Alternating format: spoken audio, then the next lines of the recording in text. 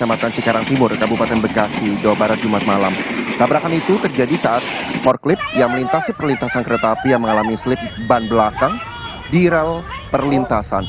Akibatnya forklift dengan beban 10 ton hancur ditabrak kereta api Jakarta jurusan Pasar Senen, Surabaya. Tidak ada korban jiwa dalam kecelakaan ini, namun kondisi forklift mengalami rusak parah hingga terbelah menjadi 3 bagian.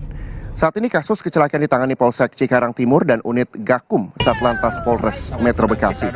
Pihak PT KAI juga melakukan perbaikan rel perlintasan yang mengalami kerusakan akibat benturan keras lokomotif, kereta, dan forklift.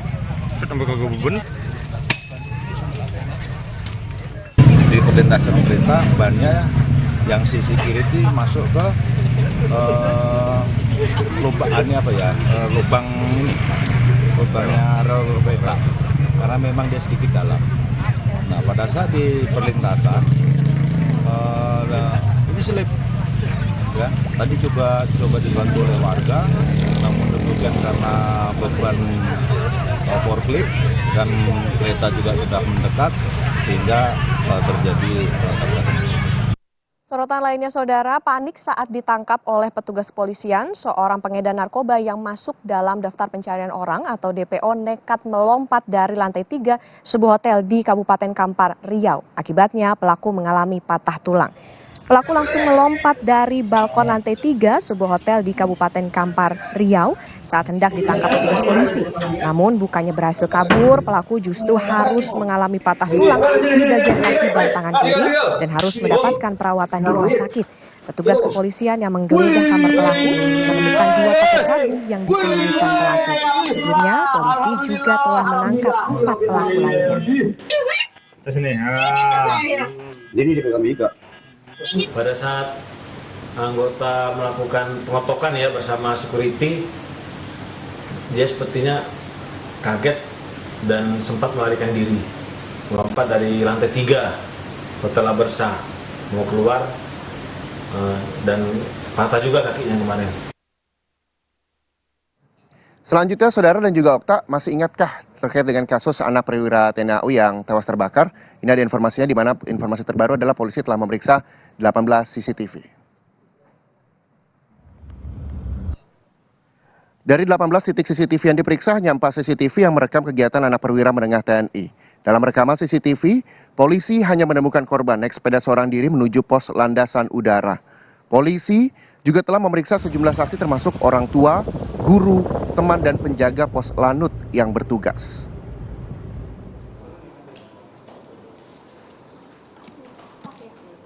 Telah dilakukan juga dari 18 titik yang diidentifikasi, yang kemarin kami sudah sampaikan pada saat doorstop yang lalu, di sekitar TKP.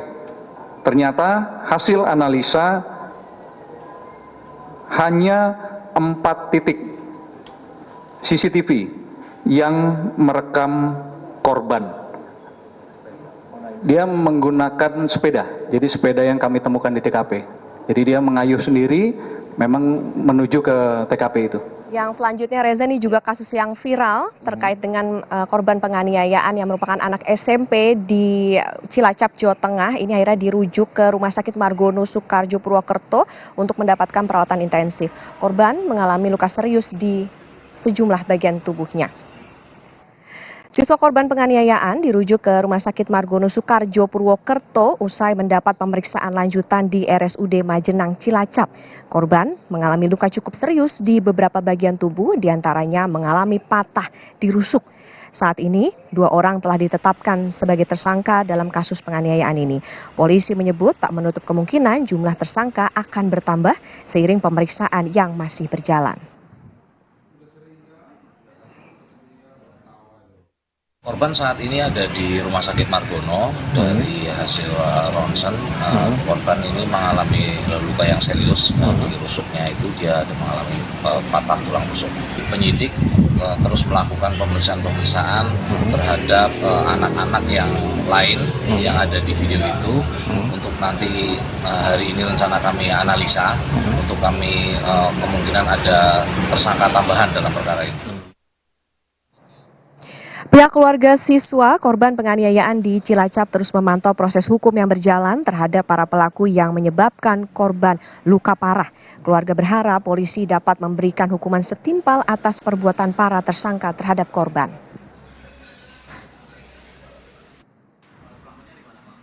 Mintanya keadilan aja ya Pak, keadilan yang seadil-adilnya, terus minta juga itu anak udah melakukan kejadian yang sangat brutal. Untuk sekelas anak SMP, anak sekolah itu kan udah sangat brutal ya Pak. Jadi saya minta keadilannya aja. Minta kalau misalkan ada undang-undangnya, saya minta untuk dipenjarain aja kalau bisa. Ya saudara, ini terjadi di dunia pendidikan, Okta, di mana ada salah satu sekolah di Ponorogo, Jawa Timur, saudara, meminta sumbangan sebesar 1,6 juta rupiah kepada masing-masing wali murid untuk membeli mobil dan juga alat musik. Tentunya hal ini akhirnya juga menuai polemik. Selebaran penarikan sumbangan pengembangan dan peningkatan mutu sekolah SMP Negeri 1 Ponorogo yang mencapai 500 juta rupiah lebih ini viral di media sosial. Dari angka tersebut, sumbangan yang dibebankan ke wali murid kelas 7 masing-masing 1,6 juta rupiah. Jumlah tersebut digunakan untuk membeli mobil operasional, alat musik, dan komputer. Pihak sekolah menjelaskan, sumbangan itu sudah sesuai prosedur dan disetujui seluruh wali murid kelas 7. Pihak sekolah berdalih, mobil yang dimiliki sekolah saat ini sudah tidak layak dan kerap mogok saat digunakan untuk kegiatan sekolah. Kemudian yang kedua, musik itu juga sudah buatnya selalu ada lama semua. Jadi ya mungkin udah gak layak, tapi ya layaknya nanti ya tambah sulam, tapi ya mungkin ya yang cari yang baik-baik. Tapi yang mobil itu kan memang mobilnya sudah lama. Sampai kemarin itu ada kegiatan OSIS, jadi mau berulang kali di sarangan. Setelah menjadi polemik, Dinas Pendidikan setempat pun berjanji akan mengevaluasi kebijakan sekolah dan akan meminta keterangan pihak sekolah dan komite. Kita sudah menghubungi komite dan juga sudah menghubungi kepala sekolah SMP 1, itu mau direvisi kembali. Begitu Pak ya? Ya, harus direvisi kembali agar supaya tidak menimbulkan keresahan pada masyarakat. Yang namanya komite itu menurutnya adalah sumbangan. Kalau sumbangan, jadi jangan sampai menimbulkan suatu persepsi adalah pungutan. Artinya tidak ada nominal begitu Pak ya? Bukan masalah tidak ada nominal, itu harus didiskusikan. Selebaran penarikan sumbangan ini pun sempat diunggah di media sosial dan menuai beragam kritikan dari warganet. Hendra Setiawan, Kompas TV, Ponorogo, Jawa Timur. Usai jeda saudara, Sapa Indonesia akhir pekan masih akan kembali dengan sejumlah informasi. Di antaranya adalah pasangan Capres-Cawapres Anies Baswedan dan Muhaimin Iskandar berencana mendaftar pada hari pertama dibukanya pendaftaran Capres-Cawapres di KPU, yakni pada 19 Oktober 2023. Selanjutnya akan ada berita soal nama bakal cawapres pendamping Prabowo Subianto yang telah mengerucut 2 nama. Usai Prabowo bersilaturahmi dengan sejumlah kiai Jawa Timur. Nantikan kedua informasi ini dan juga sejumlah informasi lainnya di Sapa Indonesia akhir pekan. Usai jeda untuk Anda.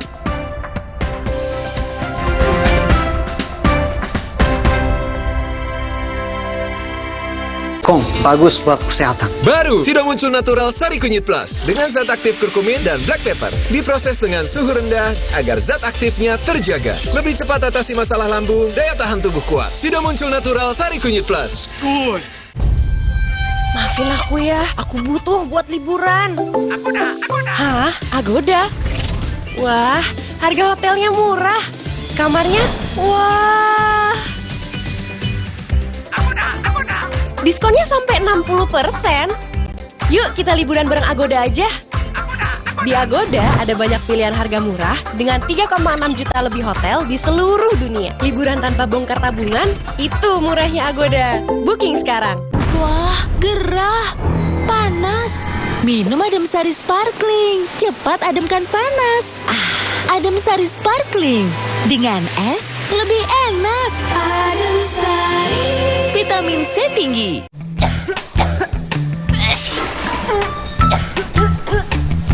Batuk dan pilek, minum nih. Ultra Flu Extra, dipercaya meringankan batuk dan flu yang mengganggu. Ultra Flu Extra, batuk dan flu reda, lega rasanya. Kopi ABC Klepon, sensasi baru yang culturalis. Kopi dipadu kelapa gurih, manis gula aren dan harum pandan. Praktis, langsung pakai air dingin. Baru, Kopi ABC Klepon, rasa legit Nusantara. Muncul berpengalaman 70 tahun mengolah herbal dengan varian produk yang paling lengkap. Inovasi terbaru, tolak angin sop kapsul. Kami percaya Sido Muncul. Kalau masuk angin, Orang pintar minum tolak angin. Demi mendapatkan sumber mata air terbaik, Le Mineral melakukan ratusan eksplorasi. Setiap tetesnya mengandung mineral esensial seimbang yang penting untuk tubuh, galon yang selalu baru, dan bebas BPA. Inilah komitmen Le Mineral. Siapkan diri untuk pencapaian luar biasa dan lewati batasmu. Stargazer X, unleash the X in you. Gatal karena jamburan kutu air? Mati kutu dengan Fungiderm.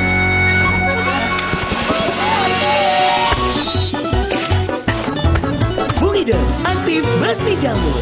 Produksi Konimax. Kenapa sarapan sereal, Bu? Sereal kan terbuat dari gandum, jadi bergizi dan mengenyangkan. Energen, sereal nomor 1 di Indonesia. Terbuat dari gandum Australia, bernutrisi dan mengenyangkan. Enak! Kenyang! Kini usaha ragu untuk liburan. Jadwalmu bisa diatur dengan mudah. Harga jujur bukanlah janji. Barisan diskon bikin happy. Bersama Tiket.com, bulatkan tiketmu. Kirap Pemilu 2024 tidak hanya menjadi sarana edukasi dan sosialisasi tentang pemilu 2024. Kirap ini juga menjadi ajang unjuk kebudayaan dari masing-masing daerah di Indonesia. Gebrakan melalui kirap pemilu ke berbagai pelosok tanah air ini merupakan salah satu inovasi dari pimpinan KPU saat ini untuk menyosialisasikan pemilu 2024 mendatang.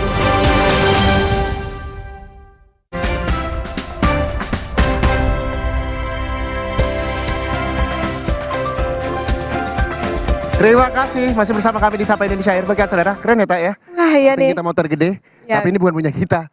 Sayangnya Teman-teman gitu ya. dari Gesrek Indonesia. Punya Om dia gesrek tadi. Betul, tapi sebelum kita membahas soal Gesrek Indonesia, saya mau kasih info lagi nih buat pemirsa di rumah. Ini terutama korban keracunan massal siswa SDN Jati 3 Saguling, Kabupaten Bandung Barat, Jawa Barat. Keracunan usai jajan Cimin atau Aci Mini bertambah. Jadi total itu ada 36 siswa yang keracunan, Okta. 17 diantaranya dirawat di rumah sakit. 17 siswa korban keracunan massal kini menjalani perawatan di sejumlah rumah sakit dan puskesmas. Korban keracunan mengalami gejala muntah, diare, dan demam. Namun kini kondisinya mulai membaik. Sementara sampel makanan Cimin yang dimakan para korban keracunan kini telah dibawa ke Lakesda Jawa Barat untuk diperiksa. Secara data, dari 18 pasien yang dirawat di PKM Saguling, alhamdulillah 7 sudah pulang. Tersisa 11 pasien yang masih harus dirawat, tetapi alhamdulillah kondisinya sudah membaik. Ini kita pantau masuk 2 orang, satu pasien yang memang sebelumnya sudah diperiksa di PKM, tapi gejalanya masih terasa, jadi kembali lagi. Jadi total mungkin yang baru hanya 1. Sementara itu, pedagang Cimin atau Aci Mini yang mengakibatkan puluhan siswa sekolah dasar keracunan untuk sementara hanya dikenakan wajib lapor sambil menunggu hasil uji sampel makanan di laboratorium.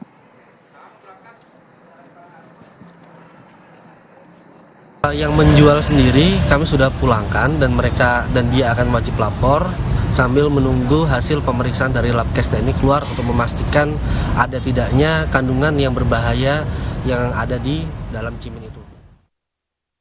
Informasi berikutnya ini terkait dengan dunia politik, saudara. Pasangan Capres-Cawapres Anies Baswedan dan Muhaimin Iskandar ini berencana mendaftar pada hari pertama dibukanya pendaftaran Capres-Cawapres di KPU, yakni pada 19 Oktober 2023. Hal ini dinyatakan Anies Baswedan dan Muhaimin Iskandar saat menanggapi pernyataan politisi PDIP, maksud kami, yang menyebut kemungkinan 2 poros Pilpres jika PKB keluar dari koalisi Amin. Caimin menepis kemungkinan PKB hengkang dari koalisi pendukung bakal Capres Anies Baswedan dengan menyebut rencana pendaftaran ke KPU sudah disiapkan. Soal kemungkinan Pilpres diikuti 2 poros Capres, Caimin mengklaim koalisi Amin masih berada di jalurnya. Dan seluruh hadirin sekalian. Yang penting kita sudah menyiapkan pendaftaran tanggal 19 pagi. Semua sedang proses administrasi kasih ya Mas Reza. Insya Allah semuanya sudah pasti tempat batas. Nah itu nanti akan ada kayak gimana nih Gus? Nanti kita umumkan, tapi insya Allah 19 pagi. Apakah pakai? Sebelumnya, Saudara, Ketua DPP PDI Perjuangan Jarod Saiful Hidayat menyatakan kemungkinan Pilpres hanya berlangsung 1 putaran. Kemungkinan 1 putaran terjadi jika hanya ada 2 poros capres. Jarod menyebut peluang 2 capres mungkin terjadi seandainya PKB mengubah dukungan. Tetapi menurut Jarod, 2 atau 3 poros partainya siap menghadapi Pilpres. Saja nanti Pak Ganjar nanti bersaing dengan Pak Prabowo.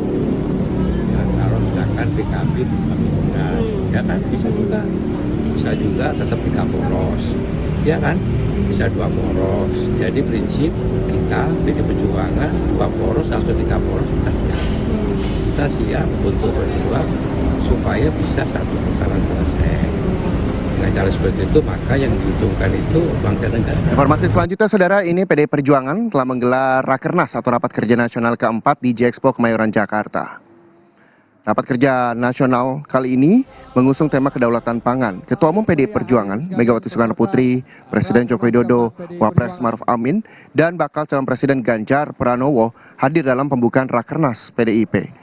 Megawati menyebut konsep kedaulatan pangan menjadi hal pokok yang ditawarkan PDI Perjuangan dalam pemilu 2024 dan memenangkan Ganjar Pranowo sebagai presiden.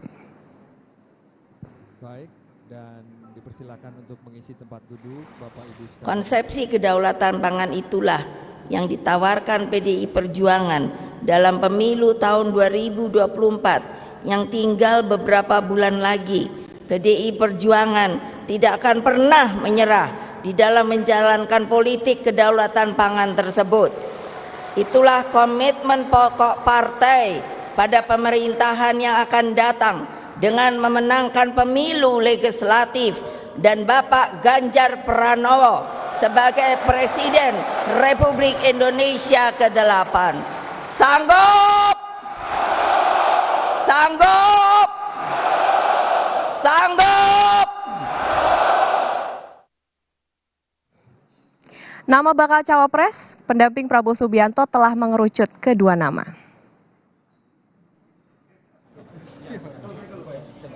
Usai hadir dalam acara silaturahmi Prabowo dengan sejumlah kiai Jawa Timur, pengasuh Pondok Pesantren Al-Falah Kediri, Gus Kautsar menyebut sudah mengerucut 2 nama bakal cawapres yang akan mendampingi Prabowo.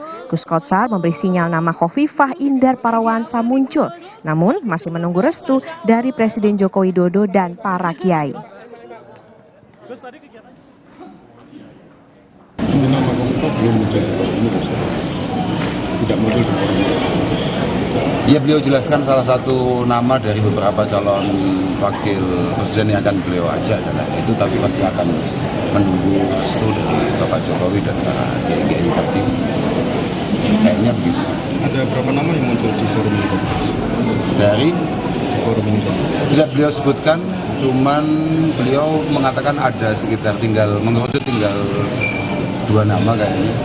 Ya. Tapi beliau tidak menyebutkan namanya secara spesifik. Seperti biasa hari Jumat ada istilah Jumat Keramat begitu ya kalau di KPK. Ya, karena memang kita tahu bahwa kemarin KPK telah selama kurang lebih 12 jam telah menggeledah kantor dari Kementerian Pertanian, bahkan rumah dari Menteri Pertanian juga digeledah oleh KPK.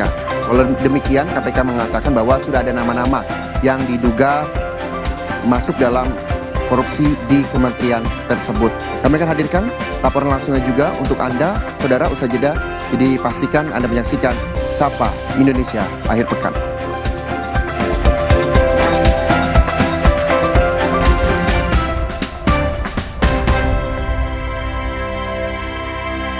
Siapkan diri untuk pencapaian luar biasa dan lewati batasmu. Stargazer X, unleash the X in you. Aduh, panas dalam nih. Atau tenggorokan kering. Apa sariawan? Bau mulut lagi, cewek bisa kabur. Aku ada adem sari. Cepat ademnya, adem sari. Sakit kepala? Minum minum Paramex. Maksud gue Andalan nih. Paramex cepat kerjanya, gak pakai lama. Cepat redakan sakit kepala, aman sesuai dosis anjuran untuk redakan nyeri. Sakit kepala, Paramex obatnya. Produksi Konimex. Kalau sakit hati, aduh, Nyeri otot. Segera minum Paramex nyeri otot. Redakan nyeri otot, sendi, dan pegal linu. nyeri otot, Paramex nyeri otot. Produksi Konimex. Jangan ada batuk di antara kita. Batuk berdahak, Siladex ME. Batuk pilek, Siladex Cough and Cold. Batuk tidak berdahak, Siladex Antitusif atau Siladex DMP. Siladex, aktif redakan batuk. Produksi Konimex. Klepon, sensasi baru yang kacau habis. Kopi dipadu kelapa gurih, manis gula aren dan harum pandan. Praktis, langsung pakai air dingin. Baru, kopi ABC Klepon. Rasa legit Nusantara. Wukong, bagus buat kesehatan. Baru, sudah muncul Natural Sari Kunyit Plus dengan zat aktif kurkumin dan black pepper. Diproses dengan suhu rendah agar zat aktifnya terjaga. Lebih cepat atasi masalah lambung, daya tahan tubuh kuat. Sudah muncul Natural Sari Kunyit Plus. Demi mendapatkan sumber mata air terbaik, Le Mineral melakukan ratusan eksplorasi. Setiap tetesnya mengandung mineral esensial seimbang yang penting untuk tubuh, galon yang selalu baru, dan bebas BPA. Inilah komitmen Le Mineral.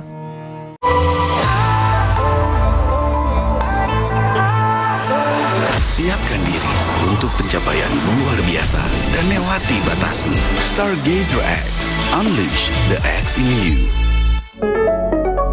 Dulu, saat flu, atasi dengan Inza. Sekarang, zaman serba cepat. Saat flu, minum Inza baru.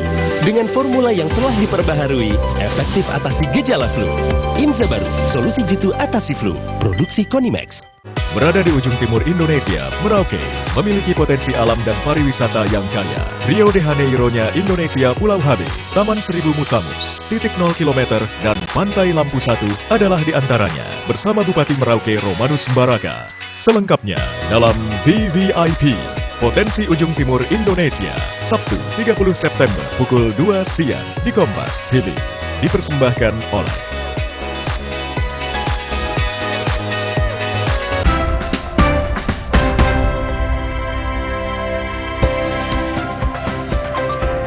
Anda masih bersama kami di Sapa Indonesia Akhir Pekan bersama saya Putri Oktaviani dan Muhammad Syahreza. Dan kita lanjutkan informasi di Sapa Indonesia Akhir Pekan, Saudara. Setelah lebih dari 12 jam menggeledah kantor Kementerian Pertanian, sejumlah penyidik KPK keluar gedung A Kementerian Pertanian Ragunan, Jakarta Selatan pada Jumat tengah malam. Penyidik KPK membawa sejumlah koper besar dari dalam gedung. Sejumlah barang bukti yang dibawa tersebut diambil dari ruangan Menteri dan Sekjen Kementerian Pertanian. Dengan penjagaan aparat kepolisian dan tanpa memberikan keterangan kepada awak media, tim penyidik KPK meninggalkan gedung kementerian dengan menggunakan sejumlah kendaraan minibus. Hingga kini belum ada keterangan resmi dari KPK terkait detail kasus. Namun KPK menyatakan bahwa kasus ini sudah naik ke penyidikan.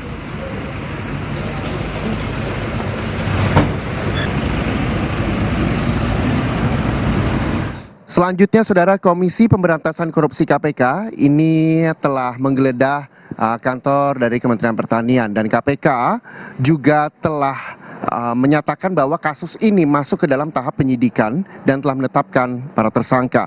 Jadi meski sudah ada penetapan tersangka, Kepala Bagian Pemberitaan KPK Ali Fikri ini menyebut informasi ini belum dapat disampaikan ke publik. KPK menegaskan penetapan tersangka berdasarkan pengumpulan barang bukti dan penyelidikan usai menggeledah Kementerian Pertanian dan Rumah Dinas Menteri Syahrul Yassin Limpo. Hanya sedang berjalan, baru kemudian kan teman-teman tahu ya, kemarin dilakukan proses penggeledahan, kemudian siang ini dilanjutkan proses penggeledahan di Kementerian Pertanian, jadi kan masih di awal. Proses penyidikan itu pasti kemudian ada pihak yang ditetapkan sebagai tersangka, begitu ya. Namun siapa tersangka atau para tersangka yang sudah ditetapkan tersebut pada saatnya nanti pasti kami akan umumkan secara resmi, begitu ya. Penggeledahan yang dilakukan KPK di Rumah Dinas Menteri Pertanian Syahrul Yassin Limpo, penyidik KPK menemukan uang dalam bentuk pecahan rupiah dan mata uang asing yang nilainya mencapai puluhan miliar rupiah. Selain itu, KPK juga menemukan sejumlah dokumen serta 12 pucuk senjata api.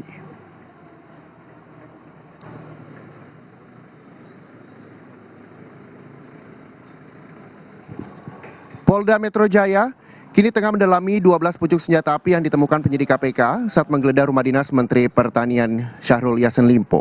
Kabid Humas Polda Metro Jaya, Kombes Trunoyudo, mengonfirmasi bahwa Polda Metro Jaya melalui Direktorat Intelijen dan Keamanan telah menerima 12 pucuk senjata api yang diserahkan oleh penyidik KPK. Polisi tidak merinci secara detail apa saja jenis senjata yang ditemukan, namun memastikan akan mendalami temuan KPK ini.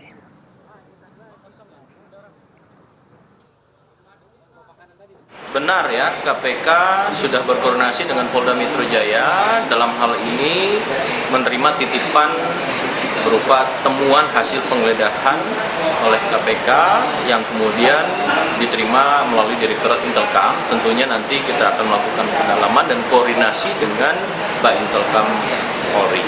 Jumlahnya secara kuantitas ada 12 pucuk ya. 12 ya Bapak? Oke.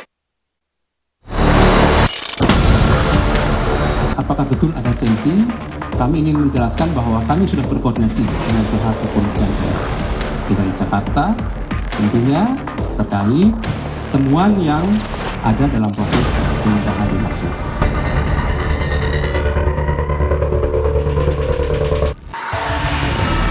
Lebih dari 20 jam KPK menggeledah rumah dinas Menteri Pertanian Syahrul Yassin Limpo di kawasan Widya Chandra, Jakarta Selatan.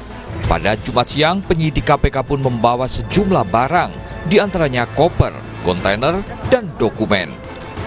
Penggeledahan dilakukan untuk mencari bukti dugaan korupsi di Kementerian Pertanian yang tengah diusut KPK. Selain menemukan dokumen, KPK juga menyita uang puluhan miliar rupiah dalam bentuk rupiah hingga mata uang asing. Ditemukan antara lain sejumlah uang rupiah dan juga dalam bentuk mata uang asing. Ya.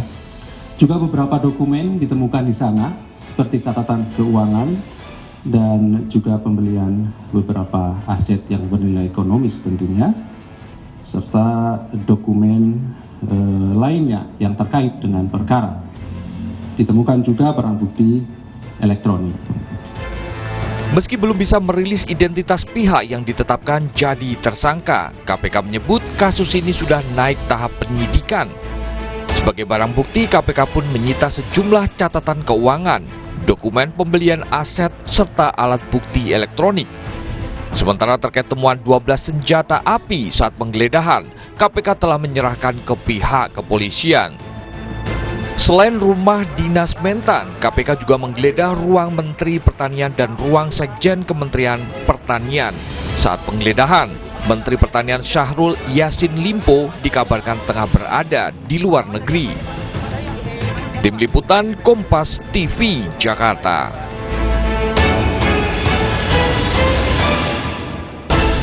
Informasi lebih lengkap soal penggeledahan di kantor Kementerian Pertanian sudah ada rekan jurnalis Kompas TV Rangga Indrajana di Gedung KPK Jakarta. Rangga, selamat pagi. KPK sudah menyebut ada tersangka dalam kasus dugaan korupsi di Kementerian Pertanian ini. Apa saja sebetulnya peran para tersangka ini? Baik ya, selamat pagi Okta dan Saudara. Untuk tersangka dalam kasus dugaan korupsi di Kementan ini, sebelumnya KPK memang sudah menaikkan menjadi tahap penyidikan sehingga bisa dipastikan sudah ada tersangka. Namun KPK belum menyebutkan siapa persisnya tersangka yang sudah ditetapkan oleh mereka ini. Mereka menyebutkan bahwa nama tersangka baru akan disebutkan pada saat proses penahanan. Untuk fakta kasus ini sejauh ini ya KPK sudah melakukan penggeledahan di rumah dinas Menteri Pertanian Syahrul Yassin Limpo dan pada tengah malam baru saja menyelesaikan penggeledahan di ruang kerja Menteri Pertanian dan juga Sekjen Kementerian Pertanian di Kementerian Pertanian Ragunan, Jakarta Selatan. Barang bukti yang diamankan diketahui dari rumah dinas Menteri Pertanian diamankan 12 pucuk senjata api dan juga uang kertas bersenilai miliaran rupiah baik dalam mata uang rupiah maupun juga dengan mata uang asing.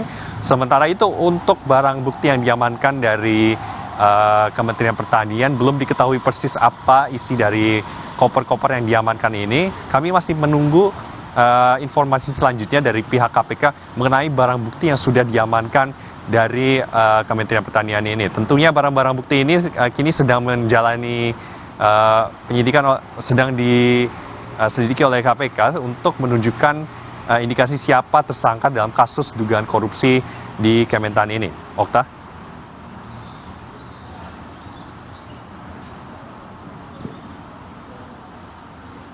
Ya, Rangga, bisa diulas sebetulnya kasus dugaan korupsi apa yang saat ini tengah diselidiki oleh KPK di Kementerian Pertanian?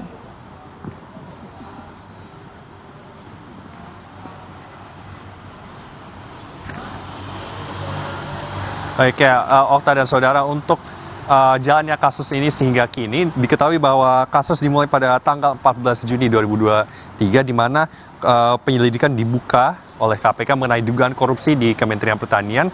Sejumlah 49 pejabat dari Kementerian Pertanian dimintai keterangan oleh KPK, termasuk pada saat itu yakni Menteri Pertanian Syahrul Yassin Limpo. Untuk selanjutnya, KPK kemudian menerapkan pasal terkait permintaan paksa atau pemerasan jabatan. Kabag Pemberitaan KPK Ali Fikri menyebutkan bahwa pasal ini menyebutkan maksud menguntungkan diri dengan menyalahgunakan kekuasaan dan jabatan yang dipegang oleh tersangka dalam kasus ini. Selain itu, ada juga dugaan penyalahgunaan laporan pertanggungjawaban, suap menyuap, dan juga gratifikasi dalam kasus ini. Untuk informasi selengkapnya, Okta dan saudara, kami juga tentu masih menanti update terkini dari KPK mengenai siapa tersangka yang ditahan dalam kasus yang akan ditahan dalam kasus ini, dan juga detail-detail tindakan apa yang menyebabkan adanya dugaan korupsi di lingkungan Kementerian Pertanian. Jadi untuk sementara faktanya masih menunggu masih menunggu tahap penahanan oleh KPK mengenai kasus ini. Namun sekali lagi Okta dan saudara, KPK menyebutkan bahwa ada pasal pemerasan dalam kasus dugaan korupsi yang ada di Kementan ini. Okta. Baik, terima kasih jurnalis Kompas TV Rangga Indrajana melaporkan langsung dari Gedung KPK Jakarta. Selamat bertugas kembali. Informasi berikutnya, Saudara, Menteri Perdagangan Zulkifli Hasan meninjau pusat grosir ASMK Jakarta Barat. Zulhas mendengarkan keluhan pedagang yang mengaku tokonya sepi.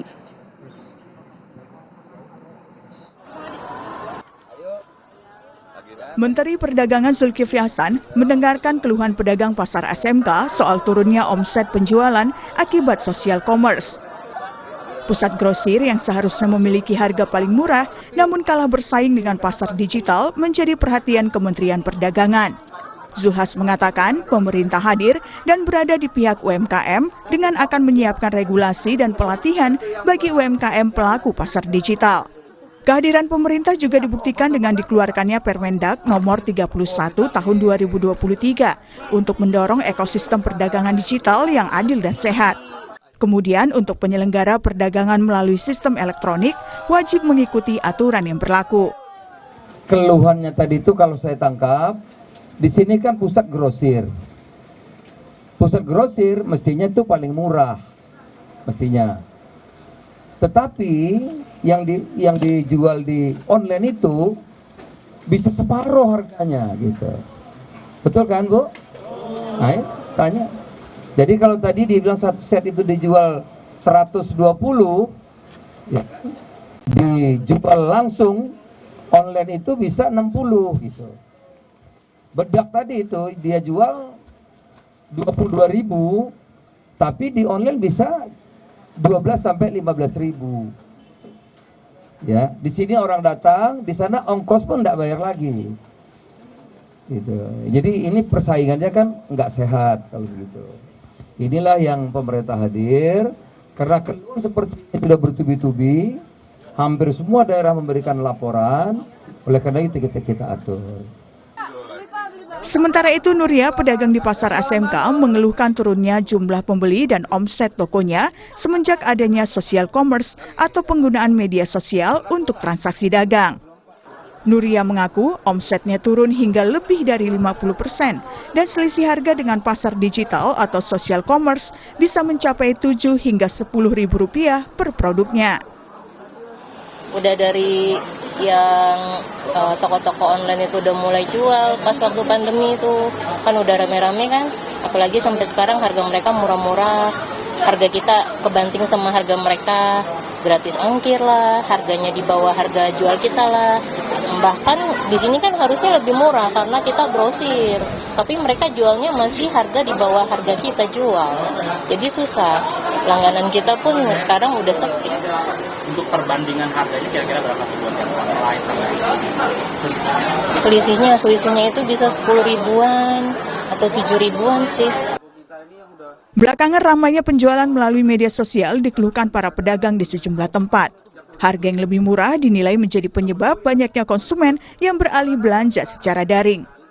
Tim Liputan, Kompas TV, Jakarta. Saudara, usai jeda kami akan mengajak Anda untuk ngobrol-ngobrol seru dengan tim Grid Otomotif soal berkendara aman di jalan tol. Kira-kira seperti apa?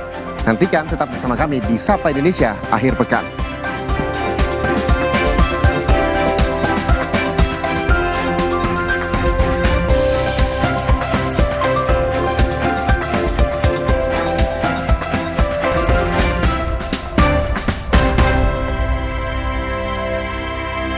Perhatian, beli better, bisa gratis better lagi.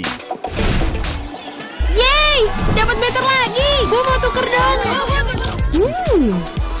Semua di sana, buruan beli, bisa gratis better lagi. Jangan ada batuk di antara kita. Batuk berdahak, Siladex ME. Batuk pilek, Siladex Cough and Cold. Batuk tidak berdahak, Siladex Antitusif atau Siladex DMP. Siladex, aktif redakan batuk. Produksi Konimex. Kopi ABC Klepon, sensasi baru yang kacau habis. Kopi dipadu kelapa gurih, manis gula aren dan harum pandan. Praktis, langsung pakai air dingin. Baru, kopi ABC Klepon, rasa legit Nusantara. Wukong, bagus buat kesehatan. Baru, sudah muncul Natural Sari Kunyit Plus dengan zat aktif kurkumin dan black pepper. Diproses dengan suhu rendah agar zat aktifnya terjaga. Lebih cepat atasi masalah lambung, daya tahan tubuh kuat. Sudah muncul Natural Sari Kunyit Plus. Good. Mau mie. Tenang, kan ada mie oven. Pilihan lebih sehat. Produksinya di oven, bukan digoreng. Mie-nya kenyal, rasanya lebih enak. Enak. Mie oven, sehat, enak lagi. Demi mendapatkan sumber mata air terbaik, Le Mineral melakukan ratusan eksplorasi. Setiap tetesnya mengandung mineral esensial seimbang yang penting untuk tubuh, galon yang selalu baru, dan bebas BPA. Inilah komitmen Le Mineral. Siapkan diri untuk pencapaian luar biasa dan lewati batasmu.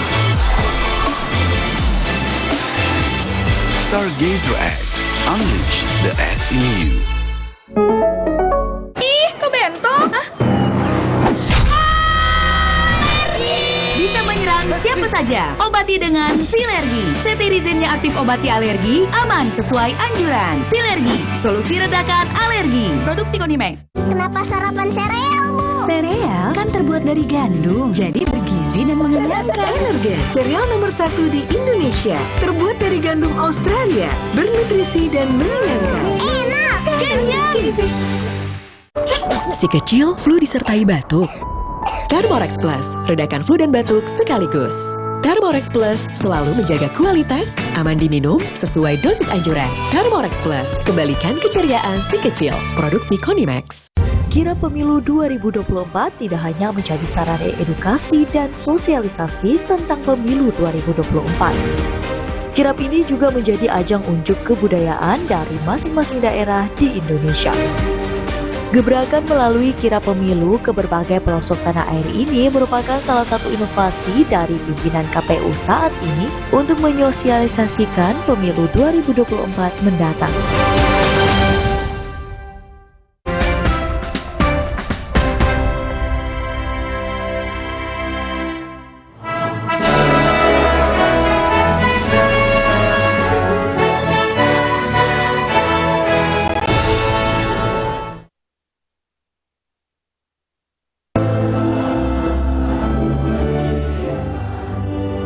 Mahkamah Agung menyapa mahasiswa dalam program MA Goes to Campus.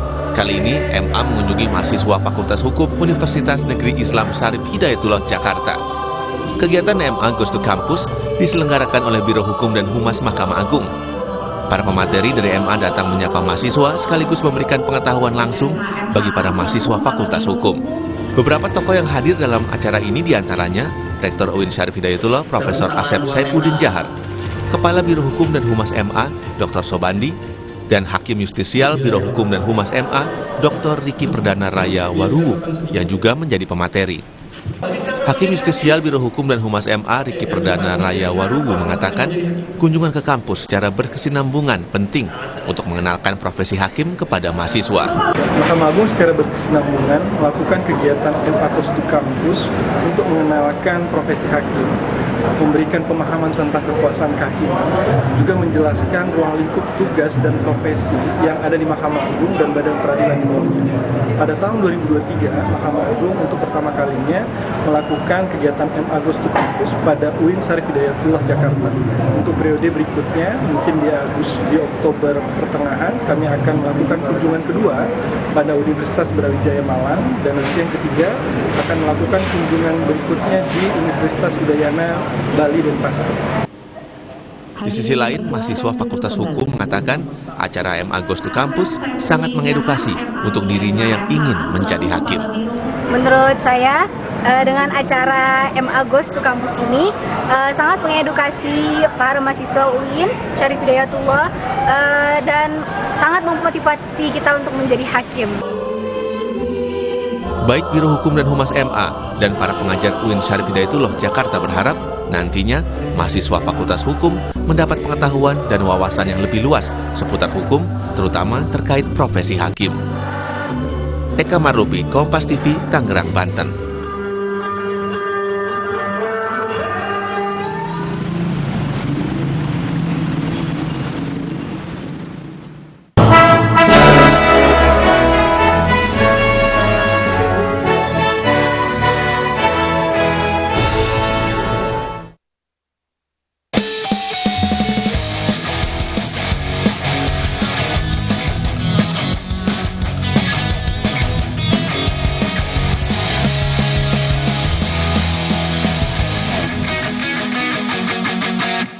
Terima kasih, dan sekarang kita masuk ke Grid Garage. Jadi ini segmentasi tentang info, tips ringan seputar dunia otomotif.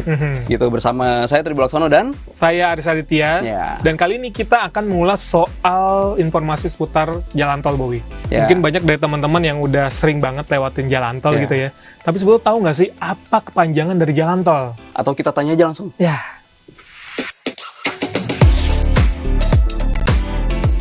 Kepanjangan jalan tol. Tempat orang lewat nggak sih? Enggak ya? Oh ya. Text on location. Jalan tol emang ada kepanjangannya ya? Apa ya? Nggak tahu mas, nggak tahu. Ya, sesuai dugaan nih berarti nih. Iya, benar. Nggak semua orang tahu tentang singkatan jalan tol, Riz. Yes, betul. Dan tol itu merupakan singkatan, teman-teman, tax on location, yang artinya teman-teman mesti membayar sejumlah pajak untuk melewati jalan tersebut. Dan dalam bahasa Inggris pun tol itu yang TOLL itu pun juga secara harfiah sama, yaitu kita bayar untuk ngelewatin jalan itu. Gitu.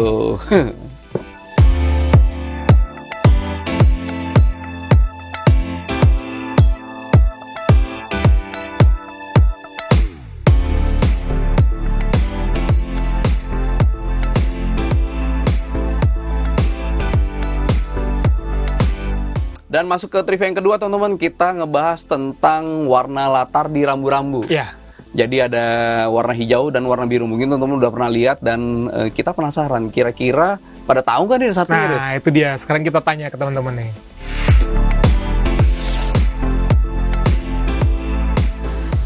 Emang ada biru sama hijau? Aku aja nggak tahu.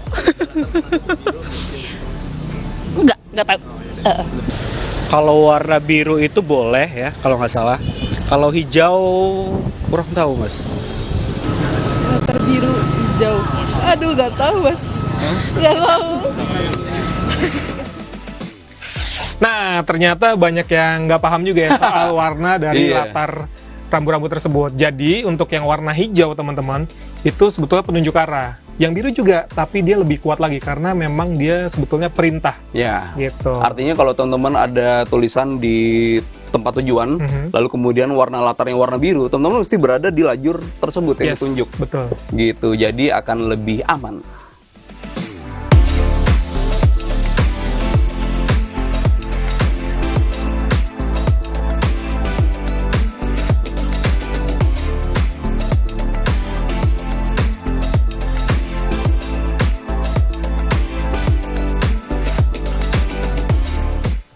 Dan kita sekarang masuk ke safety driving. Jadi ini sesuatu yang mestinya diterapkan oleh semua pengemudi.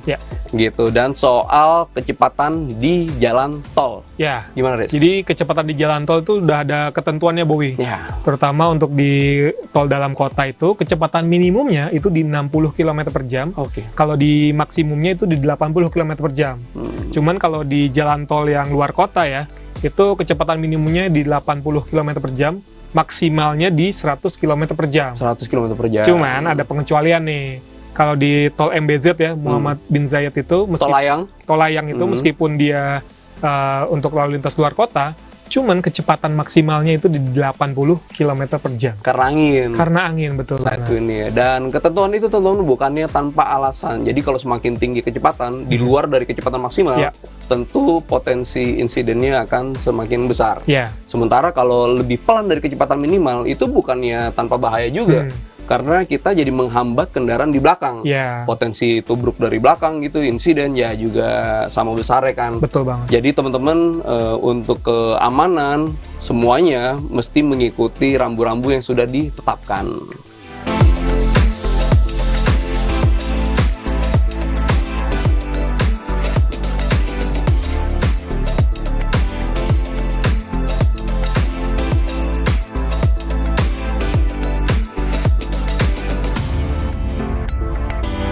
Kemudian tips ringan nih Bowie, persiapan melewati jalan tol. Sebetulnya apa aja sih hal-hal yang perlu dipersiapkan ketika kita mau melintas di jalan tol nih?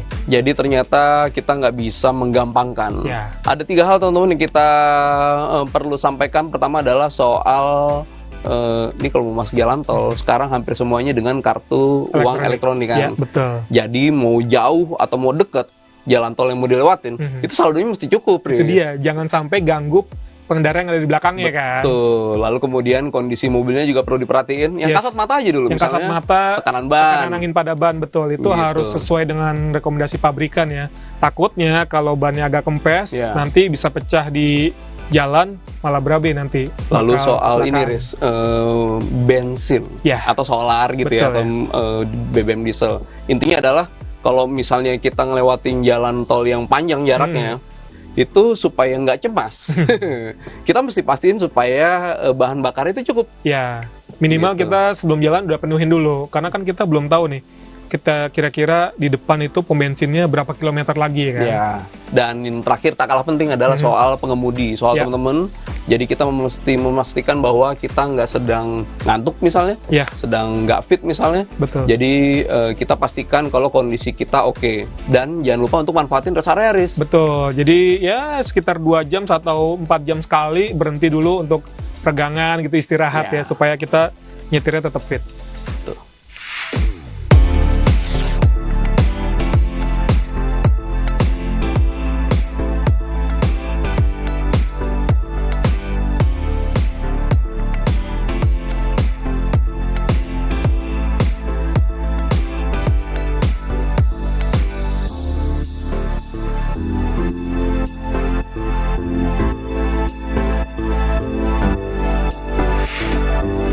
Nah itu dia teman-teman, informasi dan tips putar jalan tol Bowie. Yes, dan terima kasih sudah menonton teman-teman. Sampai ketemu di Grid Garage berikutnya.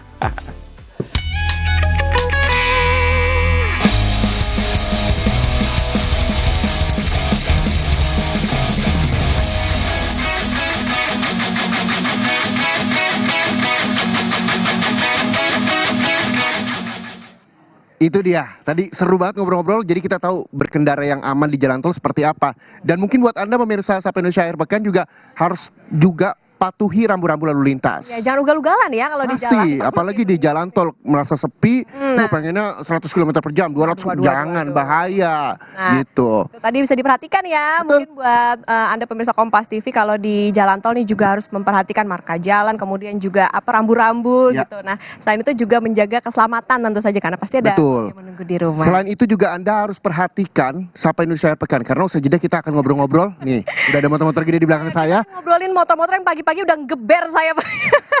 Geber namanya Gesrek Indonesia. Kabar komunitas Gesrek Indonesia. Usai jeda tetaplah bersama Sapa Indonesia Akhir Pekan.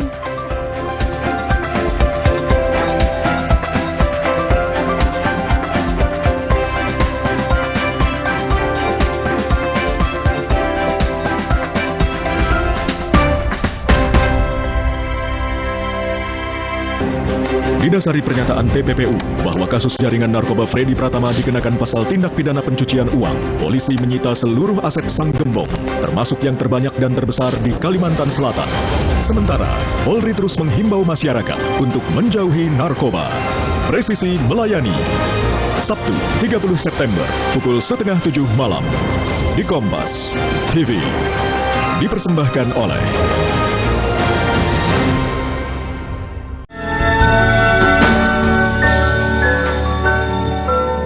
terbaik untuk Anda, Optik Melawai.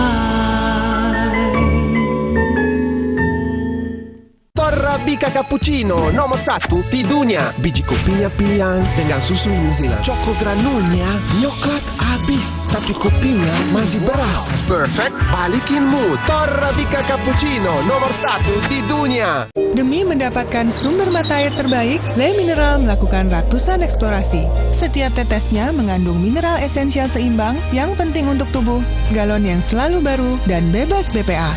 Inilah komitmen Le Mineral.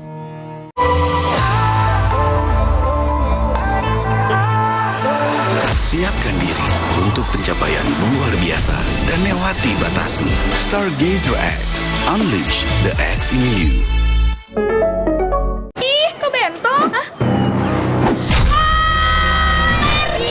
Bisa menyerang siapa saja. Obati dengan Silergi. Cetirizine-nya aktif obati alergi, aman sesuai anjuran. Silergi, solusi redakan alergi. Produksi Konimax. Kini usaha ragu untuk liburan. Jadwalmu bisa diatur dengan mudah. Harga jujur bukanlah janji. Barisan diskon bikin happy. Bersama Tiket.com, bulatkan tiketmu. Universitas Gunadarma dengan berbagai program studi yang terakreditasi BAN PT peringkat A. Siap menginspirasi. Halo masa depan, kami siap. Let's join us. Kirap Pemilu 2024 tidak hanya menjadi sarana edukasi dan sosialisasi tentang pemilu 2024. Kirap ini juga menjadi ajang unjuk kebudayaan dari masing-masing daerah di Indonesia.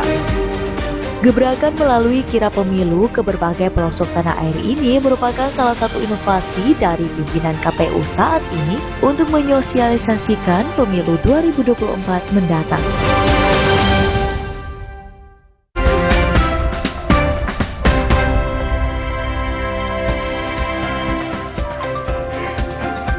Seperti janji saya tadi, saudara, kita akan ngobrol-ngobrol sama komunitas motor besar gitu ya, motor gede ya, namanya Gesrek Indonesia.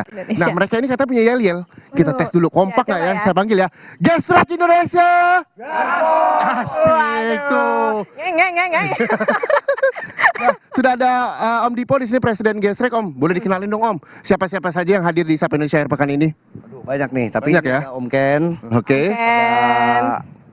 Om Bob, ada juga dua dari mancanegara. Oke. Mantap. Dari mana tuh? Om Tiku dari India. Halo Om Tiku. Om Robert dari Belanda. Om Robert. Jadi ternyata Gesrek Indonesia tuh nggak hanya dari Indonesia aja Om ya, tapi dari seluruh dunia juga ada bergabung di sini. Nah Om, boleh Om diceritain apa sih sebenarnya Gesrek Indonesia udah dari berapa lama dan ngapain aja sih kegiatannya, kayak om-om semua di sini gitu ya. Kayak terasa biasa sekali ya. Berdiri dari 2015. Jadi ini sebenarnya inisiatif orang-anak motor yang suka berpetualang. Oke. Jadi kita ke daerah-daerah yang mana aja gitu, karena memang motornya itu sanggup untuk berjalan di segala medan. Sanggup untuk berjalan di segala medan. Motor yang kayak apa sih Om? Nih kayaknya kalau dilihat, waduh saya ngeri-ngeri sedap nih. Motornya gede-gede, keren-keren nih. Bisa dijelasin Om, motor apa aja sih nih yang ada di komunitas ini? Kalau jenis motor cuma satu ya, motor touring. Tapi kalau merek bebas apa aja, selama di atas 500 cc. Selama di atas 500 cc. Nah, saya mau tanya sama Om Bob nih. Om Bob, motornya pasti di atas 500 cc dong, karena ini juga sebagai pengurus chapter Gesrek. Nah, Om Bob bergabung ke Gesrek Indonesia sejak berapa lama dan kenapa pengen bergabung sama Gesrek Indonesia? Saya kebetulan bergabung sejak 2018 dan bergabung karena Gesrek semua orangnya. Itu salah satunya. Ya kan, terus emang kebetulan saya senang beradventure, suka pergi kemana-mana bersama teman-teman inilah. Kalau Om Kendro? Sudah sejak lama kah bergabung sama Gesrek Indonesia? Mirip Bobby sih. Enak ya jawabnya ya, mirip Bobby sih. Selesai gitu. Panjangin dikit. Tapi 2019, oke, beda tahun. Apakah alasan yang sama juga sama Om Bob? Pertama suka alam Indonesia, di nature, culture. Nah itu kan cuma bisa dicapai paling enak tuh kalau kita naik motor. Betul. Jadi kalau motornya harus dual purpose tadi Dipo bilang, jadi kamu bisa on road. Toto ada pantai bagus, kita bisa belok off road. Jadi ya harus motor yang kayak gini nih yang paling. Emang motor Om Kendro kayak gimana? Boleh kasih lihat nggak sih? Iya sebenarnya. Yang mana nih motor Om Kendro nih? Yang mana Om motor Om? Ini salah satu contohnya. Salah satu berarti punya lebih dari satu dong? Enggak, maksudnya. Mancing terus. Sebenarnya sama. Ini sama-sama motor dual purpose. Cuman ini motor tua, motor tahun 83. Gitu. Jadi dia ini motor pertama dari motor adventure. Yang ada gitu. Motor pertama, motor tua tadi kata Om Kendro. Apa yang membedakan dengan motor-motor saat ini Om? Yang dari bannya kah, dari semuanya? Ya teknologi sih. Kalau geometri mungkin hampir sama, tapi ya tenaga mesin, kemudian kenyamanan yang pasti. Dan kalau pakai motor tua ya ada deg-degannya kayaknya. Kenapa Om? Ya, belum tentu dia hidup gitu. Tapi ini dimodif-modif. Beramal. Banyak beramal. Ada dimodif-modif nggak nih Om motornya? Enggak. Ini enggak. Orisinal semua berarti ya? Motor tua. Ya. Kalau ini motor Om Kendro, motor Om Dipo yang mana Om Dipo? Di pojok situ. Di pojok situ. Spesial karena motornya ya. Motornya presiden sendiri soalnya. Semakin ngeri-ngeri sedap lihatnya. Om Dipo boleh dijelasin nggak sih Om nih motor yang hijau ini jenisnya apa dan ini biasa dipakai kemana? Katanya bener beda nggak sih motor dipakai ke jalan raya sama adventure itu beda? Ini Harley Adventure. Adventure. Jadi ya tipikal Amerika ya, muscle kokoh. Tapi deketin kali Om ya. Tapi tetap mahal. Itu nomor 1. Kalau saya bilang ini motor Betawi. Kenapa? Punya gaya? Pan Amerika. Amerika apa? Amerina enggak nih Om? Ini Pan Amerika jenisnya. Nah kalau range harga kalau ini berapa Om? Wah itu buset yang itu tuh. Ini berapa cc Om berarti yang ini? Yang ini 1250. 1250. Selanjutnya Om boleh dilihat-lihat lagi Om, dikasih unjuk sama pemirsa Kompas. Yang ini nih. Om, yang kuning ini. Bumblebee nih. Yes, anniversary. Hitam kuning. 1250 ini motor yang tangguh yang menginspirasikan Gesrek sebenarnya. Apa yang membuat Gesrek terinspirasi dan menginspirasikan Gesrek ini motor? Karena Ges sendiri kan artinya segala medan. Ini bisa dipakai di segala medan. Di segala medan. Dan memang motor ini sangat tangguh. Gitu. Aduh motornya keren-keren. Ini kita bisa gabung gak nih kira-kira sama Gesrek nih? Motornya loh. Itu baru motornya. Om Dipo udah promo terus. Nah kalau ini berapa cc Om? Ini 1250. 1250 ya. Nah yang juga menarik perhatian saya, saudara, motor di belakang saya ini, warna merah ini, Ducati. Nah boleh dijelaskan Om ini motor apa? Ini juga bisa di segala medan kah? Karena saya lihat dari bannya juga sama kurang lebih ya. Ya ini Ducati Multistrada. Memang Ducati sangat terkenalnya balap ya. Tapi tangguh banget untuk off-roadnya, adventure-nya. Kalau ini sama 1250 cc atau lebih? Ini 1260. 1260. Beda 10 cc ya. 10 cc. Keren banget deh, yang merah jangan sampai lolos ya Om. Nah, Om, kalau misalnya saya mau tanya sama Om Bob juga, Om Bob, tadi kan Om Dipo udah jelasin banyak-banyak beragam jenis motor di sini. Nah, kalau misalnya teman-teman dari komunitas Gesrek, komunitas Pak Klub sih saya sebutnya? Sama aja. Komunitas. Nah, komunitas Gesrek ini sebenarnya hanya merekrut tadi Om Dipo menyampaikan bahwa di atas 500 cc. Begitu terus apa aja sih sebenarnya buat teman-teman yang sudah bergabung karena sudah 8 tahun ada di Indonesia begitu, yang menjadi agenda dari teman-teman Gesrek ini sendiri? Mungkin kalau agendanya kita ya ngadain touring, terus charity, terus juga mungkin kedepannya juga ada, walaupun kita juga sudah melakukan kayak touring mancanegara. Sampai mancanegara juga? Sampai mancanegara. Kemana tuh Om? Kami ke Malaysia, Thailand, Laos, Kamboja. Saya pikir ke India sama ke Belanda. On the way. Next year. Oh tuh ada ininya nih, waktu kegiatan ya Om ya. Ini di mana nih Om? Ini kita kebetulan di Gunung Halimun ya. Gunung Halimun. Waduh, main lumpur-lumpuran. Mantep ya. Abis itu langsung cuci motor ya Om ya pulang-pulang. Betul. Kalau mau masalah cuci dan perawatannya susah nggak sih Om kalau misalnya motor gede gini Om?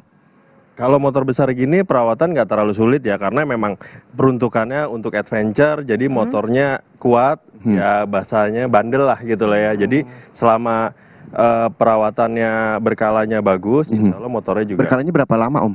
Biasanya kalau motor-motor yang udah baru ya, maksudnya udah canggih, dia akan ada reminder di antara kilometer atau berapa bulan harus servis. Oh oke. Nah biasanya yang paling suka perlu perhatian harus diservis terus apa Om? Maksudnya? Misalnya kaki-kaki bagian apa? Kan tadi kayaknya medannya gitu banget ya, berpetualang. Sebenarnya perawatannya termasuk salah satunya ganti olinya rutin, itu mesin insya Allah bagus. Kalau misalnya nggak ganti olinya rutin, imbasnya apa Om? Imbasnya ya nanti lama-lama mungkin suara mesin jadi kasar. Jadi memang tetap harus ada perawatan ya. Pantesan Gesrek Indonesia halus ya Om ya. Sering ganti oli soalnya. Bandel motornya. Oh iya bandel motornya. Tapi Arif kasih terus. Tapi Om-omnya lemah lembut. Itu. Nah Om, ini kan motornya keren-keren nih, gede-gede, terus buat berpetualang juga. Boros nggak nih Om? Enggak sih, enggak terlalu boros ya. Rata-rata mungkin 115 sampai 120 lah ya. Jadi enggak terlalu boros, dan kebetulan kalau motor-motor adventure dibekali sama tangki-tangki yang besar. Jadi tangkinya rata-rata di atas 20 liter. Mungkin kalau motor-motor normal bisa 10 liter ya, ini bisa dari 20 sampai yang terbesar mungkin 35 liter. 35 liter. Bisa jalan jauh. Ya. Om, biasanya kalau komunitas motor itu setiap ketemu sama komunitas lainnya tuh selalu klakson atau ada kode-kode. Gesrek juga gitu nggak sih? Ya, klakson atau apa ya? Om Kendro? Om Kendro? Iya, dada-dada, sapa gitu. Oh, jadi udah pada tahu nih membernya gitu nih. Om Kendro jangan deg-degan Om. Nah, yang saya juga menjadi perhatian saya ini masalah kaki dari motor gede ini Om. Ini cukup beda-beda gitu ya Om. Kalau Om Dipo tadi menyampaikan bahwa motor jenis kayak seperti Ducati dan yang kuning ini juga bisa di segala medan. Nah, kalau motor-motor yang hijau ini itu sebetulnya sih salah satu ciri khas motor adventure. Travelnya tinggi kan, kalau dibandingin motor lain kan rendah kan. Betul. Terus ceper-ceper, kalau ini ya travelingnya tinggi. Jadi kalau kamu masuk lubang, kamu jalan jelek, terus suspensi belakangnya juga lain, terus kemudian ada lagi yang di tengah, jadi ada lagi tuh kelihatan kan 3. Jadi memang dia didesain untuk comfort di medan apapun gitu. Kalau motor gini bisa dimodif nggak? Bisa aja, cuman sih jarang ya, karena kita kan bukan ke motornya ya, tapi ke petualangannya ya. Oke. Om Dipo, ini ada bengkelnya sendiri nggak nih buat teman-teman Gesrek? Kalau bengkel memang rata-rata mereka kembali kepada dealernya masing-masing ya. Oh iya. Tapi banyak kayak Om Bobi sendiri, ini bengkel favorit kita. Nanti saya juga pengen tanya nih, gimana sih caranya bisa masuk ke komunitas Gesrek Indonesia? Apakah harus punya motor gede dulu, atau mungkin petualangannya harus banyak dulu dalam hidup? Tapi nanti kita akan bahas saja, jadi tetap bersama kami di Sapa Indonesia Akhir Pekan.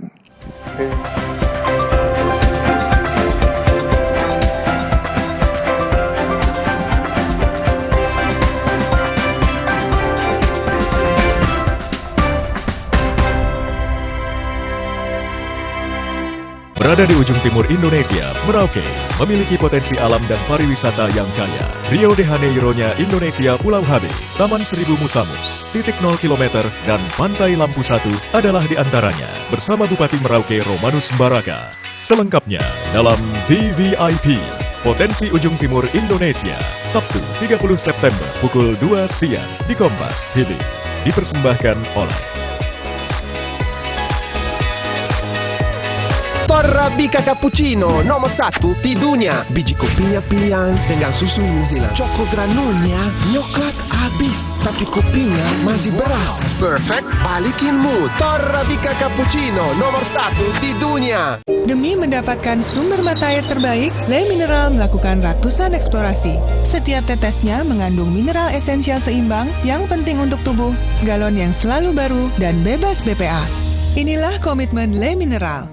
Wih, jangan asal nubruk. Lu yang asal nubruk. Nih, yang gak asal nubruk. Gula aren instan nomor 1 di Indonesia ada versi tubruknya. Top Coffee susu gula aren tubruk. Paduan kopi tubruk, susu dan gula aren. Gile. Ampasnya lebih halus, brother. Gak sembarang kopi susu nih. Ampasnya aja enak. Berkelas nih, bos. Rasanya pengen lagi. Top Coffee susu gula aren tubruk. Puas tubruknya, legit gula arennya. Dari Wingstop. Top enaknya. Si kecil flu disertai batuk. Thermorex Plus, redakan flu dan batuk sekaligus. Thermorex Plus selalu menjaga kualitas, aman diminum, sesuai dosis anjuran. Thermorex Plus, kembalikan keceriaan si kecil. Produksi Konimax. Mau mie. Tenang, kan ada mie oven. Pilihan lebih sehat. Produksinya di oven, bukan digoreng. Mie-nya kenyal, rasanya lebih enak. Enak. Mie oven, sehat, enak lagi.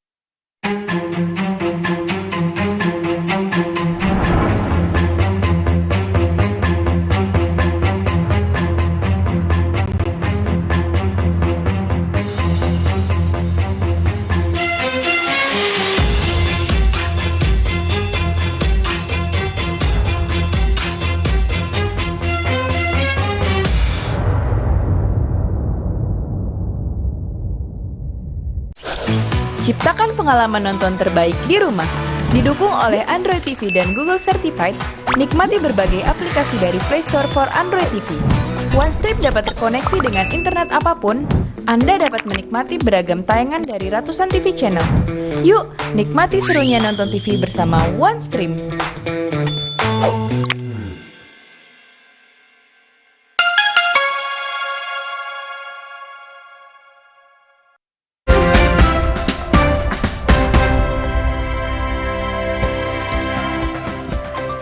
Masih bersama kami di Sapa Indonesia Akhir Pekan. Saya mau sapa-sapa lagi dong di sini. Gesrek Indonesia.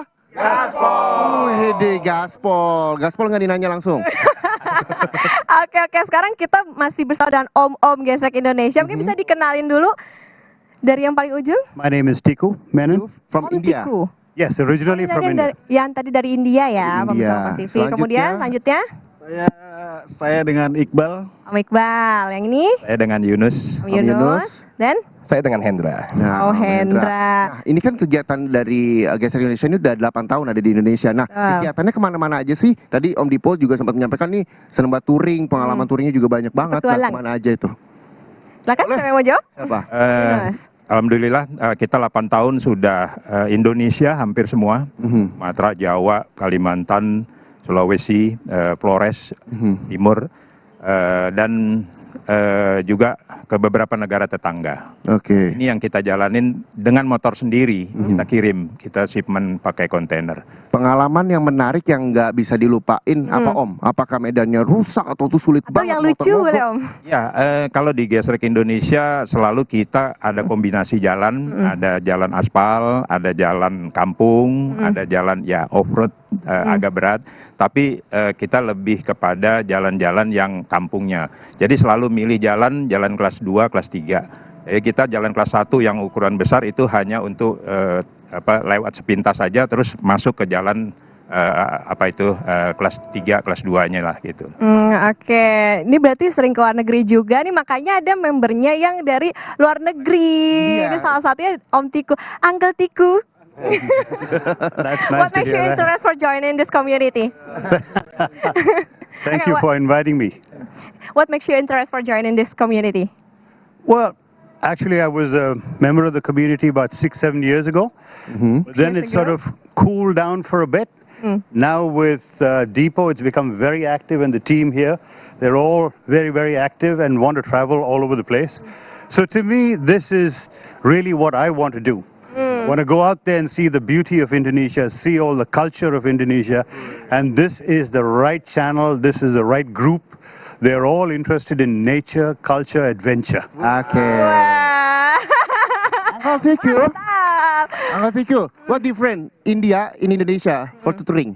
Besides the fact that there's a lot of similarities, each country's terrain is unique. India has its own character and terrain. Indonesia has its own character and terrain. And truly, Indonesia is very, very beautiful. And if you take the time to go and see how pretty this country is, you'll find a lot more people from all over the world coming. And that's my job, to get more people from all over the world to come and see Indonesia and the beauty of Indonesia, ride bikes. Okay, so many places that you have visited. What's your favorite food in Indonesia? I can't put a finger on one specific. It's all so pretty. How can I say that's better than that? You know, each have their own unique culture. Is that bakso or fried rice? Food is a separate subject. This is adventure and beauty and nature. Oke. Tapi nanti saya ajak Om Tiku, Uncle Tiku ke nasi kebun sirih, nasi goreng kebun sirih. Let's go do it. Let's go do it. Oke. Nah, kalau masalah kegiatan ini saya mau tanya sama Om Iqbal. Om Iqbal, ini kegiatan-kegiatannya kemana aja dan biasanya itu rutinkah agendanya seminggu sekali, 2 minggu sekali, atau beberapa bulan sekali? Yes, terima kasih. Jadi untuk mengenai kegiatan sendiri, selain bermotoran kita, yang kita lakukan hampir setiap minggu dengan gesrek enduronya. Jadi kita ada teman-teman yang suka berenduro juga, itu hampir setiap minggu kita lakukan. Kemudian kita juga punya four wheeler. Mungkin 2-3 bulan sekali kita four wheeler, jadi bosen motoran atau pulang dari luar negeri, kita camping yuk, bawa keluarga yuk. Biasanya kalau motoran kita nggak bawa keluarga, anak istri kita tinggal. Ini kita camping bawa mobil 4x4 kita camping bawa keluarga dan rame-rame dengan tim kita yang sekarang. Berarti itu seru banyak banget. kegiatannya ya. Keluarganya juga kuat sekali begitu ya, Mia? Sangat kuat. Jadi inilah yang membuat saya dan teman-teman yang lain merasa betah ada di grup ini gitu. Oke, Om Hendro mungkin nih boleh nih. Kan kalau misalnya naik motor-motor gede nih, ibaratnya kita punya equipment tertentu lah ya. Maksudnya pakaiannya mungkin safety kitnya. Nah ini ada nggak sih yang tertentu gitu, yang dari gesrek? Apakah mungkin jaketnya gitu, jaket safety-nya yang barengan atau helmnya gimana nih? Oke, kalau untuk safety riding gear sih memang sebenarnya nggak ada yang spesial khusus atau gimana barengan atau gimana. Tapi memang kalau untuk adventure itu kita punya spesifik jaket adventure sendiri yang memang lengkap dengan proteksinya, baik itu di bahu, di lengan dan lain-lain. Begitu juga dengan celananya. Contohnya ini ya. Juga contohnya. Dengan waterproof ya. Jadi perjalanan malam hujan dingin tetap hangat. Gaspol. Nyaman berkendara. Oke. Juga. Ini pasangannya kombinasinya. Ini ada protektornya sih. Ini ada protektornya, semuanya lengkap dengan protektor serta dia Ini ada kulitnya. yes dengan bahan seperti ini yang tidak bisa dibilang terlalu panas juga, tapi tahan dari air hujan. Ini yang bikin kita nyaman berkendara. Oke. Nah kalau ini kan dari mulai jaketnya dan juga celananya, sepatunya ada sepatu khusus nggak sih Om? Kalau misalnya saya lihat nih kayak Om Iqbal, terus juga sepatu motor. Oh sepatu motor ya. Sepatu Apa yang bedanya kalau kita pakai sepatu biasa gitu Om? Ini dia sepatunya waterproof, protection juga. Jadi ketika kita berkendara dan lagi hujan, jaket, celana, glove kita sudah waterproof. Sepatu kita juga harus waterproof. Kalau Om Bob sepatu gaya itu ya? Lifestyle. Ada proteksinya dari sepatu motor tuh di kendinya tuh, di ankle-nya itu semua harus berprotektor. Karena yang berbahaya di motor adalah lutut, makanya harus berprotektor, dan di mata kaki. Oke. Ini yang harus dilindungin secara vital. Makanya kalau tinggi di bagian depan juga untuk tulang kering. Nah ini protektor. Semua dilindungin. Kalau jaket confirm pasti harus protektor pada titik-titik tertentu. Ya. Oke, berarti amit-amit kalau misalnya terjadi sesuatu jatuh bisa diminimalisir ya. Tujuannya itu. Nah kalau misalnya jatuh dan ada musibah begitu, pernah nggak sih dialami sama Om Hendra? Aku alhamdulillahnya sih belum pernah ya mengalami jatuh yang sampai gimana banget. Tapi kalau jatuh-jatuh lucu ya tentunya sering. Jatuh lucu, jatuh. Jatuhnya juga cuma gimmick doang ya? Oh kan ya. Apakah serut gitu? Kalau anak-anak motor bilang jatuh bego katanya. apa jatuh aja. Nah, kalau misalnya Indra, pengalamannya apa Om? Ini kan Om Indra saya lihat juga paling muda kayaknya dibanding om lain gitu ya. Ini bisa ikut join jadi membernya Gesrek Indonesia.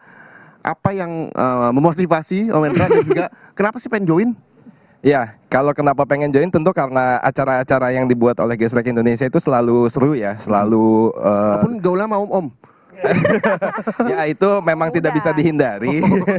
Cuma memang acara yang selalu dibuat oleh Gesrek Indonesia itu kan selalu seru, selalu ramai dan selalu unik gitu kan. Jadi memang awalnya kenapa aku mau join dengan Gesrek Indonesia ini memang ya karena wah ini teman-temannya juga seru banget gitu kan. Memang terpaut usia mungkin agak jauh gitu kan, tapi memang semuanya itu nge-treat satu sama lain itu sama. Betul. Apalagi ini juga nggak cuma nongkrong-nongkrong doang, ada charity juga ya. Iya, ada charity-nya juga gitu kan. Jadi memang wah ini kayaknya teman-temannya seru nih, masuk deh gitu kan. Oh, mantap-mantap. Selama berpetualang, medan mana yang paling sulit dilalui oleh Gesrek? Silakan siapa yang menjawab. Medan mana? Medan mana yang paling Om sulit? Iqbal, monggo. Dari pengalaman. Paling sulit itu kita di Bromo. Salah jalan dulu ke B29 dulu kita salah masuk, single track, jalur buat off-road, motor kecil, motor trail, kita masukin big bike kayak gini, itu putar baliknya mau nangis kita. Oke. Mungkin kalau Om Yunus? Saya yang berkesan memang perjalanan, mohon maaf yang ke luar negeri, itu di Laos ada satu rute 200 km dan itu jalannya rusak. Jadi kita ada 7 motor, itu 200 kilo tuh jalan rusak terus. Itu berkesan banget. Jadi memang sebuah perjalanan yang itulah menangnya motor adventure. Kita milihnya jalan on road, tapi pada satu titik jalannya ya dalam kondisi rusak dan tidak bisa terhindari. Nah itulah enaknya kita, nyamannya tetap masih ada, tapi lumayan 200 kilo jalan rusak terus. Nah, ini buat misalnya teman-teman semua ingin join di komunitas Gesrek Indonesia, bisa kemana sih? Apakah kepoin Instagramnya atau seperti apa sih? Ya, kalau untuk mau join ke Gesrek Indonesia itu gampang banget. Sebenarnya tinggal memang DM aja kita di Instagram atau hubungi nomor yang tertera di Instagramnya Gesrek gitu kan, Gesrek_Indonesia atau Gesrek_Jakarta. Dari situ nanti teman-teman akan mendapatkan formulir untuk mengisi. Tentunya memenuhi persyaratan ya, harus motor di atas 500 cc. Isi formulir, registrasi, kemudian bergabung. Dan harus banget masuk Gesrek Indonesia dalam waktu dekat, karena memang dalam waktu dekat itu kita akan ada event besar di bulan November itu namanya The Grand Tour. Event adventure rally dari Bandung menuju Bali dengan konsep yang sangat menarik. Dan di tahun depan juga Agustus kita punya Gesrek Trophy. Tandingan motor adventure untuk motor besar. Umur bebas, umur bebas, yang penting motornya sesuai klasifikasi. Oke, karena tadi itu ya harus berpetualang. Oke, sekarang kita ke Om Tiku lagi. Uncle Tiku. Hi, well, you said, what is it, bebas umur? Well, I'm the limit. Enggak, Om Tiku nggak limit kok, katanya Om Tiku ini umurnya udah limit gitu ya. Enggak, Om Tiku masih muda. Masih muda, masih semangat. Thank you. Oke, siap, terima kasih. Senang sekali ya kita bisa bahas soal motor-motor gede ini yang keren-keren banget ini. Tadi bersama dengan om-om dari Gesrek Boleh Indonesia. saya bantu pegang mic-nya, sepertinya lagi mau siap-siap gitu Mau ya. siap-siap nih, mau geber-geber lagi pagi hari ini. Oke, ntar kita mau ikut jalan-jalan juga ya Reza. Harus dong, kapan lagi kita naik motor gede begitu ya. Dan ini lagi Gesrek Indonesia juga banyak sekali agendanya. Jadi tadi Om Hendra juga menyampaikan bahwa ketika mau join lah sekarang di Gesrek Indonesia di Instagramnya begitu ya. Saya banyak banget mic yang harus saya jaga ini ya. Yang penting tadi ya ada beberapa persyaratan dan mungkin juga harus disesuaikan juga motor kalian tadi kan akan berpetualang. Nah, jadi motornya harus juga yang sesuai ini dengan om-om yang ini. Oke. Betul. Terima kasih om-om Gesrek Indonesia. Terima kasih Gesrek Indonesia.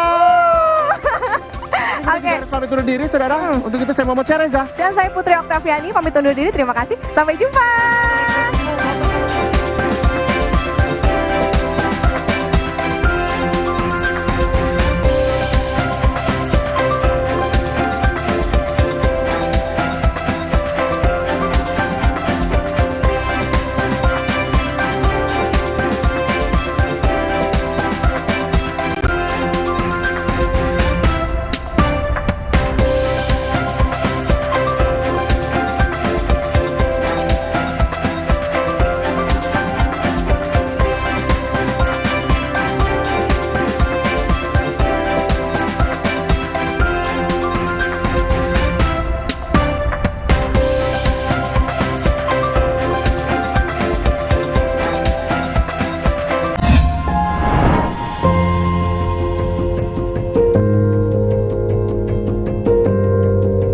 Kompas TV, Rumah Pemilu.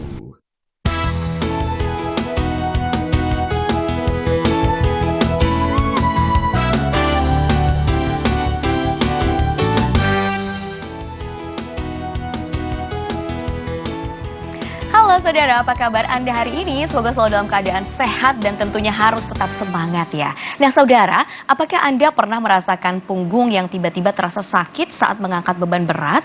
Mungkin Anda terkena syaraf terjepit atau yang disebut dengan hernia nukleus pulposus atau yang biasa dikenal dengan HNP. Nah, syaraf terjepit ini merupakan suatu gangguan yang terjadi akibat adanya penekanan syaraf tulang belakang yang umumnya terjadi di punggung bagian bawah.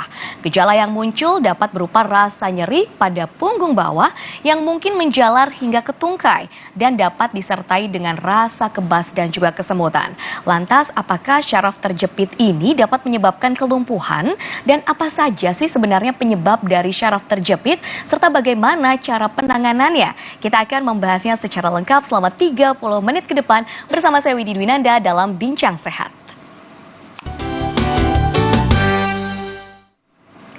Ya saudara, untuk membahasnya tentunya saya tidak sendiri, sudah kedatangan narasumber yang begitu luar biasa pada hari ini. Ada dokter spesialis ortopedi dan traumatologi, konsultan tulang belakang dari Eka Hospital Cibubur, yaitu Dr. Omar Lutfi. Halo Dr. Omar, apa kabar? Halo, baik. Sehat? Sehat? Semangat? Semangat Wah, sekali. Semangat sekali karena memang yang akan kita bahas benar-benar mungkin bisa mencerahkan banyak orang yang agak parno nih dengan syaraf terjepit karena sering sekali ya.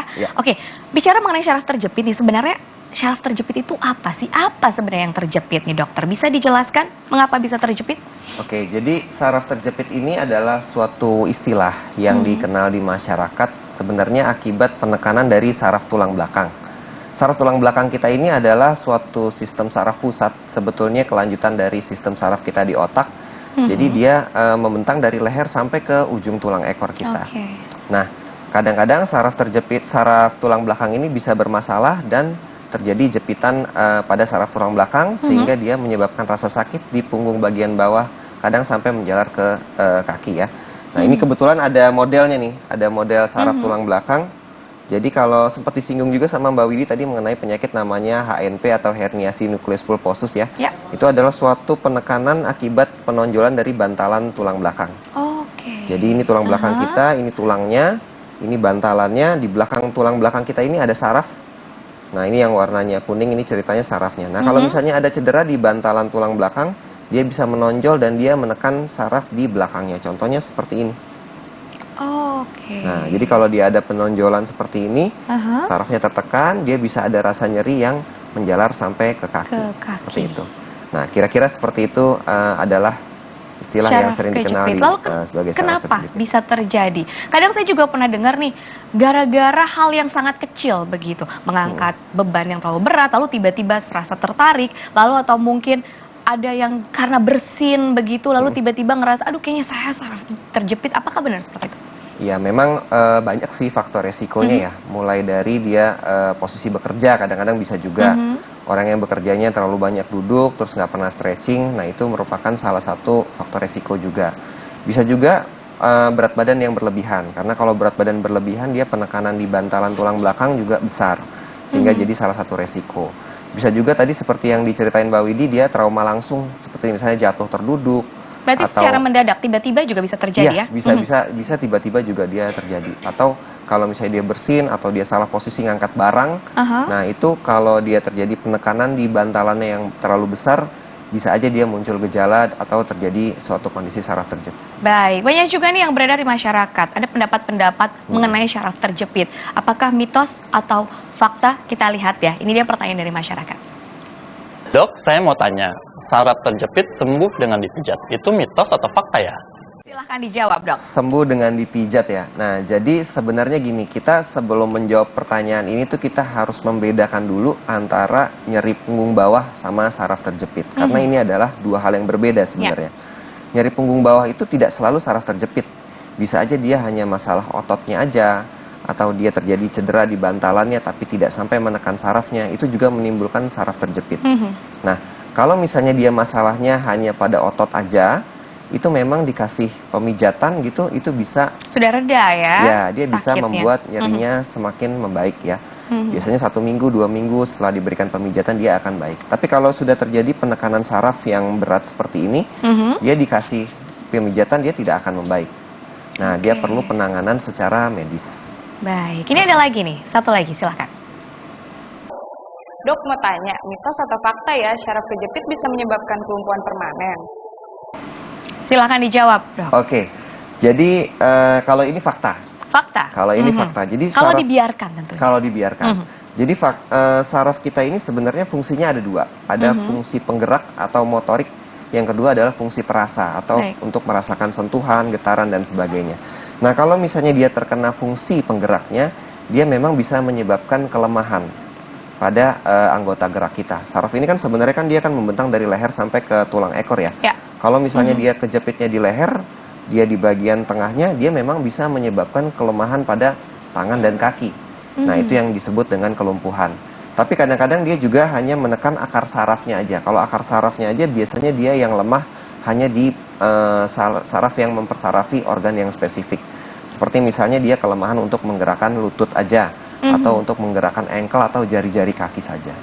Oke, lalu apakah ada jarak waktu begitu dari gejala-gejala hingga akhirnya mungkin tadi kan fakta ya dikatakan bahwa bisa terjadi loh kelumpuhan permanen. Itu apakah ada jarak waktu yang harus kita waspadai begitu dari gejala yang tadi disebutkan, Dok?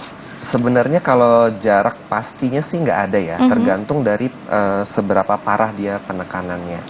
Kadang-kadang kalau misalnya dia memang traumanya hebat, jatuh terduduk yang kencang gitu misalnya, terus menyebabkan penekanan saraf, HNP-nya kondisinya besar, menyebabkan penekanan dan menyebabkan kelemahan pada salah satu anggota gerak, itu mungkin aja terjadi. Mungkin terjadi. Mungkin terjadi. Lalu ketika kita bicara mengenai syaraf terjepit, banyak juga dari masyarakat nih ya, kadang minum jamu seperti itu. Tapi ternyata memang tidak bisa diobati ya, memang harus secara medis begitu dilakukan. Iya, kalau misalnya minum jamu atau kadang-kadang beli obat-obatan sendiri yang dijual bebas ya. Nah, itu memang sih bisa meredakan rasa sakit, bisa.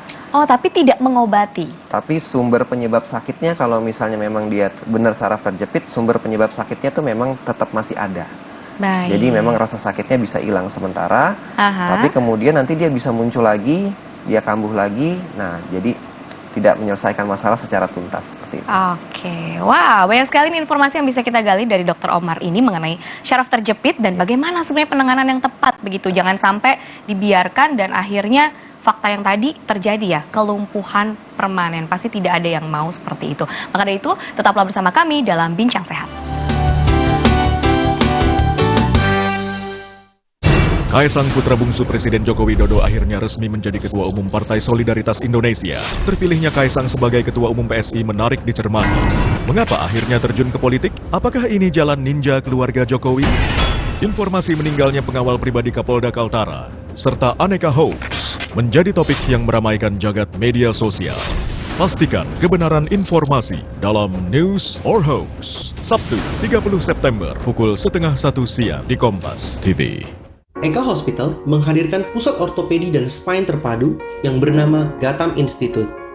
Gatam Institute berisikan tim dokter spesialis ortopedi konsultan tulang belakang yang berpengalaman dan didukung teknologi robotik navigasi pertama di Asia Tenggara yang mampu memberikan akurasi operasi hingga 99% guna meningkatkan keamanan dan pemulihan pasien.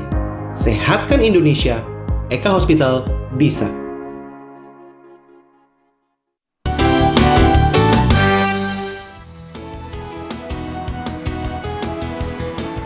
Anda kembali dalam Bincang Sehat, masih membahas mengenai tiba-tiba punggung sakit, waspada syaraf terjepit, tentunya masih bersama dengan Dr. Omar Lutfi, selaku dokter spesialis ortopedi dan traumatologi konsultan tulang belakang Eka Hospital Cibubur. Dok, kita akan gali lagi nih. Tadi di segmen sebelumnya kita sudah membahas sedikit banyak tentang syaraf terjepit itu apa. Lalu kita masuk ke penyebabnya deh, penyebabnya lebih detail lagi, karena tadi kan baru sedikit nih yang dijelaskan. Apakah penyebabnya dari aktivitas sehari-hari juga harus kita waspadai, yang mana seperti apa gitu yang riskan terkena syaraf terjepit, atau mungkin ada faktor keturunan juga sehingga akhirnya syaraf atau syaraf terjepitnya bisa lebih riskan juga dikenai gitu? Oke, jadi memang gini, saraf terjepit ini sebenarnya bisa terjadi baik pada orang yang masih muda atau produktif atau pada orang tua juga bisa sebenarnya. Jadi faktor resikonya banyak. Tadi salah satunya yang udah disebutkan adalah namanya sakit HNP. HNP itu adalah bantalan tulang belakang yang menonjol dan menekan saraf di belakangnya. Nah, HNP ini biasanya sih sering terjadi lebih pada orang yang masih produktif ya, lebih muda, terus habis itu dia masih produktif bekerja. Faktor-faktor resikonya tadi bekerja, posisi bekerja, duduk, kemudian jatuh dan sebagainya. Nah, tapi ada juga yang disebabkan oleh faktor proses penuaan. Jadi kalau misalnya pada usia yang lebih lanjut, saluran saraf kita tuh bisa juga melakukan terjadi penyempitan. Nah, itu disebut dengan lumbal stenosis namanya. Jadi itu juga salah satu saraf terjepit juga. Nah, dia biasanya gejalanya kalau secara umum saraf terjepit itu biasanya dia nyeri dari punggung bawah ke bokong sampai ke kaki. Nah, kadang-kadang rasa nyerinya bisa dirasakan seperti rasa tertarik atau kadang-kadang bisa dirasakan seperti kayak berat ya. Nah, kalau misalnya orang yang sakit HNP biasanya rasanya seperti tertarik. Terus kemudian kalau misalnya kita posisinya membungkuk tuh, dia akan rasa ketarik sampai ke kaki sampai ke betis. Nah, tapi kalau yang pada orang tua kadang-kadang dia justru muncul ketika berjalan atau berdiri lama. Nah, biasanya kalau berdiri lama atau berjalan, dia akan muncul rasa kebas dan rasa kesemutan, menyebabkan dia harus minta duduk biasanya untuk meredakan rasa sakitnya. Nah, seperti itu biasanya kira-kira. Oke, ada yang jangka panjang dan juga ada yang secara tiba-tiba terjadi seperti itu. Siapa saja yang beresiko berat terkena syaraf terjepit? Resiko berat, nah ini tadi ya, udah sempat dibahas juga tadi di awal ya. Pertama sih yang harus kita perhatikan itu berat badan sih sebenarnya. Jadi kalau misalnya orangnya obesitas, dia penekanan di bantalan tulang belakangnya itu besar, sehingga dia rentan untuk terjadi cedera. Terus kemudian bisa terjadi juga pada tadi usia yang lebih tua. Usia yang lebih tua, apalagi kalau berat badannya besar, jadi faktor resikonya semakin banyak. Seperti itu. Terus kemudian juga trauma langsung. Nah, biasanya yang sering ini adalah kalau jatuh terduduk tuh. Jatuh terduduk. Atau bisa jadi juga ternyata kadang-kadang kita temukan juga pada cedera olahraga. Terutama olahraga-olahraga yang high impact. Yang banyak lari-larinya, banyak loncat-loncatnya. Atau yang angkat beban. Seperti misalnya fitness atau angkat beban yang lainnya. Nah, kemudian juga kadang-kadang juga orang yang memang, tapi kadang kalau orang yang jarang olahraga tuh, dia orang jarang olahraga di mana otot core muscle ya kita bilang itu adalah otot perut sama otot pinggang, yang dia adalah otot yang menjaga tulang belakang kita itu lemah, nggak pernah dilatih. Nah, itu juga bisa juga tuh mudah terjadi saraf terjepit atau nyeri punggung pada bagian bawah. Aktivitas sehari-hari yang mungkin ringan dilakukan tapi ternyata itu juga bisa jadi penyebab syaraf terjepit, mungkin bisa digambarkan seperti apa? Ya, bisa. Selain mengangkat berat beban yang berat ya. Biasanya sih, nah itu tadi ya, mengangkat beban ini biasanya yang sering kita temukan menyebabkan sakit punggung bawah tuh kalau ngangkat galon sama ngangkat ember biasanya. Oke, dan mungkin apakah ada posisi? Iya, betul. Posisi jadi memang membawa bebannya itu juga harus diperhatikan ya. Terutama ketika mengangkat beban kalau dia dari lantai ya.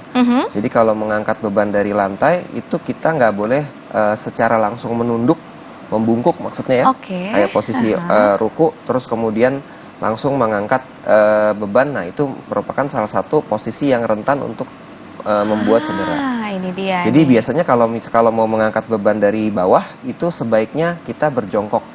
Oh, kayak posisi squat dulu gitu ya? Ya, berjongkok. Misalnya salah satu kaki maju dulu ke depan, kemudian dia ambil barangnya di lantai, kemudian lanjutkan ke posisi berdiri dengan menjaga tetap postur tulang belakangnya harus tetap tegak. Baik. Jadi kadang kita kan kalau ngangkat asal aja ya. Langsung aja, apalagi kadang-kadang bebannya kan? juga berat. Kalau misalnya galon kan bisa 18 kilo dia ininya. Iya, jadi berarti pondasinya sebenarnya harusnya di kaki, bukan di punggung seperti itu. Nah, pemeriksaan apa saja sih yang dilakukan dokter spesialis ortopedi, terutama untuk menegakkan diagnosis syaraf terjepit ini? Oke, jadi kalau misalnya nih ada pasien ya datang ke kita dengan gejala-gejala misalnya sakit punggung bawah, kemudian ada gejala juga nyeri sampai ke kaki, ke tungkai, kebas. Ya, kebas. Nah, nanti ketika pertama kali ketemu dokter pastinya ada anamnesis ya namanya atau wawancara ya untuk kita tahu karakteristik nyerinya seperti apa. Kemudian kita bisa melihat apakah dia memang gejalanya khas saraf kejepit atau mungkin ini hanya suatu nyeri punggung bawah yang tidak melibatkan saraf. Yang khas saraf terjepit gejalanya seperti apa? Kalau khas saraf kejepit, dia biasanya sakitnya sampai ke tungkai, sampai ke kaki. Baik. Terutama dia nyerinya akan sampai ke kaki yang di bawah lutut nih, sampai ke betis biasanya. Kadang-kadang bisa sampai ke telapak kaki atau sampai ke punggung kaki. Kemudian dirasakan juga ada rasa kebas atau rasa kesemutan. Biasanya seperti itu, yang paling khas. Nah, terus kemudian setelah dilakukan wawancara ya, untuk mengetahui gejalanya seperti apa, dokter juga akan melakukan pemeriksaan fisik namanya. Pemeriksaan fisik itu jadi nanti akan dilakukan penekanan pada punggungnya, nanti supaya tahu di titik mana dia yang memang paling menyebabkan rasa sakit. Nah, dari situ kita akan dapat gambaran tuh, kira-kira organ yang memang menekan saraf tuh bagian apa. Apakah dia di bagian tengahnya, yaitu mungkin di bantalannya, atau mungkin dia hanya masalah otot aja di sekitar-sekitar dari tulang belakangnya. Nah, setelah dilakukan pemeriksaan fisik, dokter juga akan sarankan biasanya pemeriksaan penunjang. Penunjang ini biasanya ronsen atau pemeriksaan MRI. Agar lebih pasti lagi posisinya ya. Betul. Jadi kalau ronsen kita melihat gambaran tulang belakang secara umum. Kalau MRI itu yang lebih spesifik, kita bisa melihat bantalan tulang belakangnya secara langsung, sama kalau misalnya ada penekanan di bantalannya, itu juga akan terlihat jelas dengan MRI. Oke, apa saja sih resiko dan juga komplikasi syaraf terjepit jika tidak ditangani dengan tepat dan cepat? Nah, jadi memang kalau resiko sebetulnya tuh tidak semua saraf terjepit itu menyebabkan kelumpuhan. Baik. Jadi mungkin persentasenya yang menyebabkan kelumpuhan juga terbilang tidak terlalu besar ya, mungkin sekitar 10% yang sampai dia menyebabkan kelumpuhan. Kalau misalnya dia terjadi pada punggung bagian bawah. Nah, tapi yang paling sering itu adalah nyeri persisten, tapi nyeri yang menetap. Nah, itu yang paling sering terjadi apabila suatu penekanan pada saraf tulang belakang itu tidak ditangani dengan baik ya. Jadi tidak semua saraf terjepit itu bisa selesai dengan obat-obatan, fisioterapi, tapi kita kadang-kadang memerlukan penanganan yang lebih intervensif untuk mengatasi masalah saraf tulang belakang ini. Nah, tapi kalau misalnya dia penekanannya berat, memang betul dia bisa menyebabkan kelemahan pada gerakan-gerakan gerakan kaki kita ya, bisa menjadi melemah atau kita sebut kelumpuhan sebagian ya. Atau bisa jadi juga dia kalau sebenarnya saraf tulang belakang kita ini kan mengatur seluruh aktivitas tungkai kita dan juga organ-organ di dalam tubuh kita ya. Salah satunya yang penting itu adalah fungsi buang air besar dan buang air kecil. Nah, jadi kalau dia penekanannya berat dan tidak ditangani dengan baik, akibatnya tuh terjadi gangguan pada pengaturan buang air besar dan buang air kecil kita. Jadi dia bisa terjadi namanya retensi urin. Jadi misalnya pipisnya kita mau buang air kecil, tapi nggak keluar gitu, seperti sudah terasa ada yang tertahan, tapi kok tidak bisa keluar. Nah, begitu juga dengan buang air besarnya juga bisa terganggu juga tuh. Jadi seperti orang konstipasi biasanya. Jadi dia penuh tapi mau mengeluarkan kotorannya tapi nggak bisa, karena memang sebetulnya untuk buang air besar, buang air kecil itu juga fungsinya diatur sama saraf kita. Seperti itu. Baik. Dan ini juga kalau dibiarkan memang akan terjadi komplikasi begitu ya. Betul. Wah. Ternyata banyak sekali ya informasi yang bisa kita gali dari Dr. Omar ini, dan tentunya ini dari teknologi secara medis ini kan sudah banyak sekali. Ada berbagai pilihan begitu untuk penanganan secara medis dari syaraf terjepit ini. Dan tentunya ini membuat saudara Kompas TV penasaran, kita akan gali ya usai jeda ya. Jangan kemana-mana, tetaplah bersama kami dalam Bincang Sehat. Udangnya kok bisa segede ini? Di tempatnya tukang udangnya kan ada level 1, level 2. Ini level 2. Udangnya memang gede-gede gini kan. Jadi memang pecah banget ini udangnya nih. Waduh, wangi banget ini, Bu. Ini pakai santan nggak, Bu? Pakai. Nasi liwetnya lembut banget, luar biasa ini. Ini bronkosnya? Iya. Ini masih tetap pakai pawon gini, Bu? Iya, dari dulu emang gini. Coklat tuh kan pakai keluak ya, condong sedikit manis tapi gurih ya. Istimewa. Mumtaz. Cerita Rasa, Sabtu 30 September pukul 10:30 siang di Kompas TV. Eka Hospital menghadirkan pusat ortopedi dan spine terpadu yang bernama Gatam Institute. Gatam Institute berisikan tim dokter spesialis ortopedi konsultan tulang belakang yang berpengalaman dan didukung teknologi robotik navigasi pertama di Asia Tenggara yang mampu memberikan akurasi operasi hingga 99% guna meningkatkan keamanan dan pemulihan pasien. Sehatkan Indonesia, Eka Hospital bisa.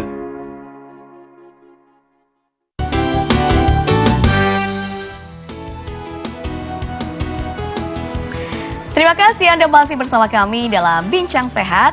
Tentunya masih membahas tema kita mengenai kesehatan, yaitu tiba-tiba punggung sakit, waspada syaraf terjepit. Masih bersama dengan Dr. Omar Lutfi. Kita akan lanjutkan nih. Apalagi tadi di segmen sebelumnya, saya juga sudah menyebutkan bahwa seiring perkembangan teknologi di dunia medis, tentunya banyak sekali penanganan-penanganan secara medis yang bisa dilakukan untuk syaraf terjepit ini. Karena sebelumnya kan yang kita tahu kalau syaraf terjepit pasti menjadi momok tersendiri nih, harus operasi. Apakah benar seperti itu? Metode seperti apa yang sekarang berkembang, Dok? Oke, jadi sebetulnya gini, penanganan pertama dari saraf terjepit itu tidak harus langsung operasi. Jadi penanganan awal itu kita dimulai dengan pemberian obat-obatan, sama fisioterapi dan juga latihan untuk penguatan otot. Nah, kadang-kadang penanganan ini saja sudah cukup untuk menangani masalah saraf terjepit. Jadi nyerinya hilang, kemudian gejalanya juga tidak ada lagi yang berat ya. Nah, tapi ada sebagian kecil, mungkin sekitar 25%, itu yang memang tidak bisa selesai hanya dengan obat-obatan dan fisioterapi. Nah, disitulah kita memang memerlukan tindakan yang lebih invasif atau tindakan operasi.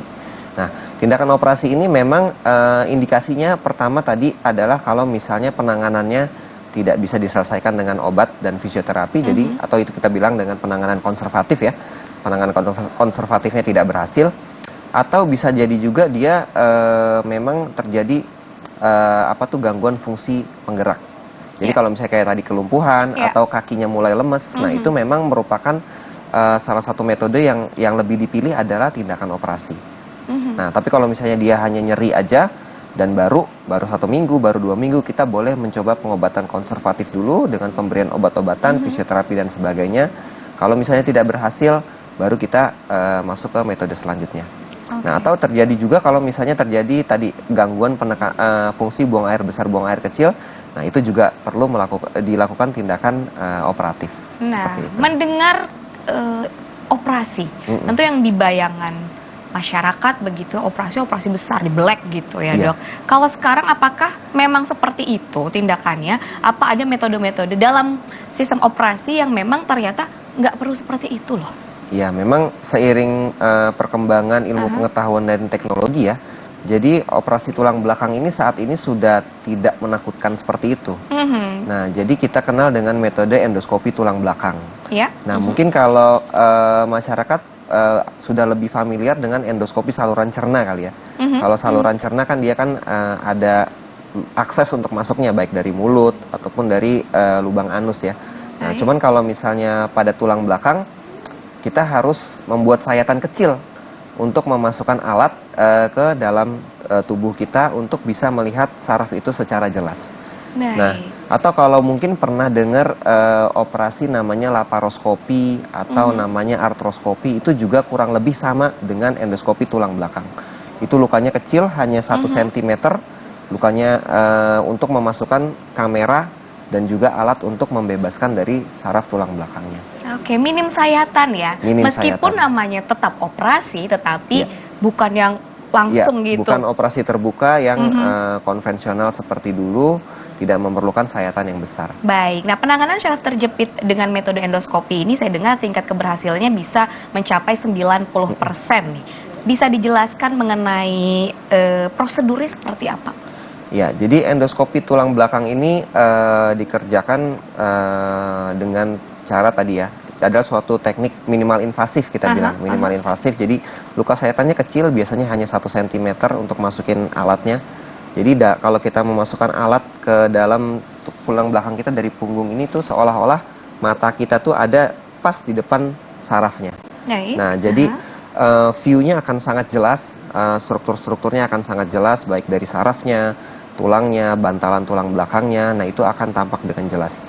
Nah, setelah tindakan itu biasanya jadi sebagai contoh misalnya dia terjadi HNP ya. Kalau HNP dia kan ada penonjolan pada bantalan seperti ini yang menyebabkan penekanan pada saraf. Nah, bantalan ini kita bisa angkat dengan teknik endoskopi. Jadi lukanya hanya cukup kecil aja, masuk ke dalam. Kemudian bantalan yang menonjol ini kita angkat supaya saraf yang ada di belakangnya tidak tertekan lagi. Seperti itu. Nah, saya juga dengar nih istilah medis mengenai endoskopi ini, penanganan syaraf terjepit lain itu banyak sekali ya. Ada yang namanya BES, lalu juga ada yang namanya PLD, PSLD, PLDD juga ada, PSCD juga ada. Nah, itu bedanya apa? Apakah ini masih bagian dari endoskopi atau berbeda? Bisa dijelaskan? Jadi sebenarnya ini semua tuh endoskopi sama. Jadi ini hanya style aja, style mengerjakan. Jadi ada tekniknya? Ya, teknik mengerjakan sama alat yang digunakan. Tapi semuanya itu adalah endoskopi. Tingkat keberhasilannya juga semuanya sama. Jadi tingkat keberhasilannya juga memang baik karena memang prosedur di dalamnya yang kita kerjakan itu sebetulnya sama semuanya. Hanya alat-alat yang digunakan. Ada BES itu kepanjangan dari biportal endoscopic spine surgery ya. Jadi dia menggunakan dia sama persis seperti kalau kita mengerjakan laparoskopi atau artroskopi ya, lukanya ada 2 kecil untuk masukin alat dan membebaskan sarafnya. Ada juga PELD atau PSLD. Nah, itu juga alatnya berbeda. Lukanya 1, dia di tengah lukanya. Itu juga untuk membebaskan saraf juga. Kemudian ada juga PLDD. Nah, PLDD ini agak beda, ini untuk dengan laser dia. Dengan laser. Nah, terus kemudian ada PSCD, ada PSCD ya, PSCD atau PECD. Nah, itu merupakan suatu teknik endoskopi pada leher. Nah, jadi HNP ini atau penekanan saraf ini memang paling sering terjadi pada punggung bagian bawah ya. Dan leher. Dan juga leher. Memang sekitar 65% itu terjadi di lumbal atau punggung bagian bawah, tapi bisa juga terjadi di leher. Untuk pilihan teknik yang digunakan dari penanganan syaraf terjepit ini apakah berdasarkan keluhannya atau posisinya atau memang terserah si pasien mau memilih teknik yang seperti apa dari endoskopi? Sebenarnya ini lebih kepada teknik yang dikuasai oleh dokternya ya. Jadi kalau misalnya ada dokter yang memang ketika dokter itu sudah sangat expert untuk melakukan suatu teknik, maka pasti hasilnya akan bagus. Apapun teknik yang dia kerjakan, apakah dia BES atau apakah dia PELD atau PSLD, itu pasti hasilnya akan baik kalau misalnya sudah dikerjakan oleh dokter yang ahlinya. Baik. Dan memang satu sama lain juga sebetulnya outcome-nya juga tidak jauh berbeda. Kecuali kalau misalnya kita bandingkan dengan teknik konvensional, tentunya dia akan berbeda, terutama sih sebenarnya yang membedakan itu adalah recovery-nya ya. Karena kalau misalnya dengan teknik endoskopi ini dia recovery-nya cepat, biasanya setelah tindakan operasi itu sekitar 3 jam sampai 6 jam setelah obat biusnya habis tuh pasien udah mulai bisa langsung latihan mobilisasi. Bisa langsung duduk, bisa langsung jalan. Terus kemudian makan seperti biasa bisa coba makan di meja makan atau di pinggir tempat tidur, buang air kecil ke kamar mandi sudah bisa, kemudian latihan jalan dan 1 hari setelah tindakan itu sudah bisa rawat jalan. Nah, jadi kelebihannya itu kalau misalnya dibandingkan dengan metode konvensional yang luka sayatannya lebih besar. Karena dia kalau lukanya kecil otomatis nyeri pasca operasinya juga lebih minimal. Lebih minimal. Lebih minimal, terus kemudian jadi sehingga recovery-nya juga jadi cepat. Lebih cepat, baik. Nah, pesan dan saran dari dokter nih untuk pasien syaraf terjepit dan yang mungkin belum terkena syaraf terjepit, bagaimana cara pencegahannya? Bisa disampaikan singkat saja, dok. Jadi yang pertama kalau yang belum terkena ya, yang belum terkena saraf terjepit harus dicegah. Nah, jadi pertama jaga berat badan. Jaga berat badan ideal kita itu adalah body mass index kita ya, jadi harus ideal. Kemudian yang kedua adalah jaga posisi bekerja. Jadi kalau posisi bekerja terutama bagi yang bekerjanya duduk tuh. Banyak kan kalau bekerja di kantor, di komputer, nah itu suka keasikan kerja, lupa stretching. Nah, jadi kalau duduk juga kalau bisa maksimal 2 jam kita sudah stretching dulu tuh. Baik. Nah, terus kemudian harus rajin olahraga. Nah, selama sepanjang tulang belakangnya itu masih sehat, kita olahraga apa aja boleh. Dan terutama yang kita sarankan adalah core muscle exercise namanya. Atau latihan otot inti tubuh, yaitu terutama otot perut sama otot punggung. Nah, otot perut itu seperti misalnya ya sit up, kemudian leg raise. Kalau punggung ada gerakan-gerakan seperti plank atau back up, itu direkomendasikan untuk melatih otot punggung dan otot perut. Atau olahraga seperti berenang, yoga, pilates itu juga bagus untuk melatih otot punggung kita. Nah, bagi yang sudah terkena. Nah, yang pertama pesan saya, jangan takut datang ke dokter. Ya. Nah, jangan takut datang ke dokter supaya memang bisa diperiksa secara menyeluruh apakah ini, jangan-jangan ini sebenarnya bukan saraf terjepit. Jangan-jangan ini hanya sakit punggung bawah aja yang diakibatkan oleh masalah otot aja. Baik. Atau bisa jadi juga dia masalah bantalan tulang belakang tapi tidak sampai menekan saraf. Nah, jadi sebaiknya jangan takut untuk datang ke dokter, karena dokter juga bukan berarti saraf terjepit pasti operasi. Enggak seperti itu. Kita semua ada indikasinya masing-masing. Kalau misalnya memang diperlukan tindakan, baru kita tindakan, tapi kalau enggak, pastinya kita tidak akan melakukan tindakan operasi. Baik, terima kasih dokter. Wah, tidak terasa nih 30 menit sudah berlalu nih. Berarti waktunya kita berdua pamit undur diri dari hadapan Anda. Terima kasih atas informasi dan pencerahannya. Dan semoga perbincangan kami tadi bermanfaat bagi kesehatan Anda sekeluarga. Akhir kata saya Widi Dunanda pamit undur diri. Sampai jumpa lagi dan selamat beraktivitas kembali. Terima kasih dok.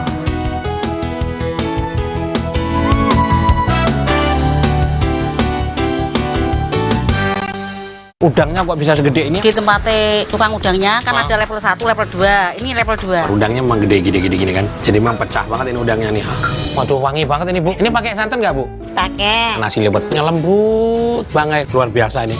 Ini bronkosnya? Iya. Ini masih tetap pakai pawon gini, Bu? Iya, dari dulu emang gini. Coklat tuh kan pakai keluak ya, condong sedikit manis tapi gurih ya, istimewa. Mumtaz. Cerita Rasa, Sabtu 30 September, pukul 10:30 siang di Kompas TV. Diduga korsleting listrik sebuah rumah semi permanen dan kendaraan yang terparkir di Tangerang Selatan, Banten, ludes terbakar.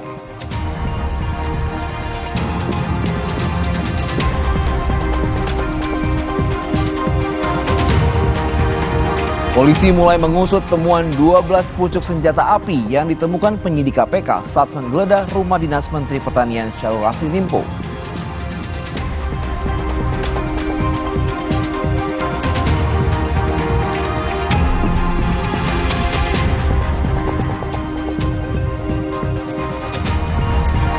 Sekitar 100 orang tewas akibat kebakaran yang dipicu kembang api saat pesta pernikahan di Irak.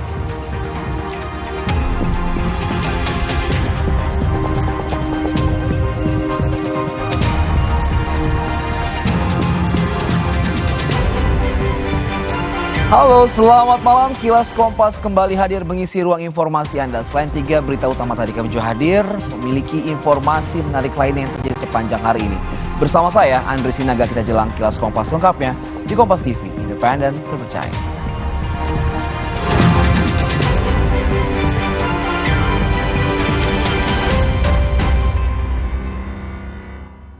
Kita ke informasi pertama, diduga korsleting sebuah rumah semi permanen di Tangerang Selatan, Banten ludes terbakar. Tidak hanya rumah, api juga menghanguskan 1 unit sepeda motor yang sedang terparkir. Api diketahui muncul pertama kali dari dalam rumah yang sedang ditinggal pergi penghuni. Banyaknya bahan yang mudah terbakar serta angin kencang membuat api dengan cepat membesar dan menghanguskan seluruh bagian rumah. Tidak hanya itu, besarnya api nyaris membuat 2 unit mobil bak yang terparkir ikut terbakar. Warga kemudian beramai-ramai mendorong mobil menjauh dari kobaran api. Warga pun berusaha memadamkan api dengan menggunakan peralatan seadanya sambil menunggu petugas damkar datang.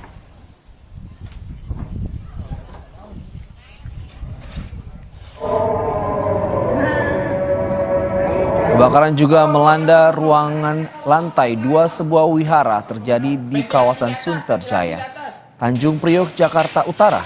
Kepulan asap tebal menyulitkan petugas untuk menemukan titik api. Dan diketahui awalnya sempat mati lampu, namun saat dicek petugas wihara justru kepulan asap tebal yang sudah memenuhi ruangan di lantai 2 tersebut. Diduga kebakaran terjadi karena korsleting listrik.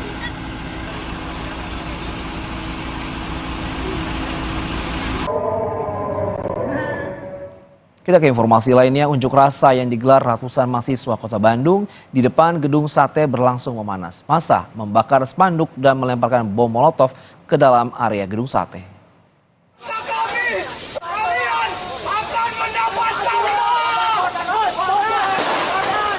Pendemo dari berbagai universitas di Jawa Barat memasuki malam hari bergerak maju tepat ke depan gerbang gedung sate yang sudah diblokade. Emosi karena tidak adanya pejabat yang menemui, pendemo akhirnya membakar spanduk di depan pagar gedung sate. Mereka juga menyalakan suar dan petasan serta melempar bom molotov ke dalam area gedung sate. Pendemo menuntut pemerintah untuk menyelesaikan pelanggaran HAM di Jawa Barat dan Indonesia.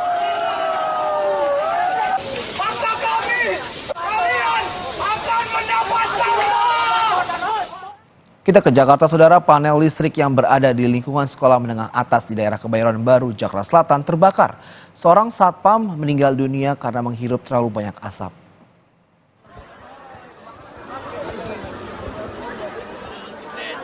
Sejumlah siswa SMA 6 Jakarta panik saat panel listrik di sekolah mereka terbakar. Dua petugas keamanan sekolah berusaha memadamkan api dengan menggunakan alat pemadam api ringan.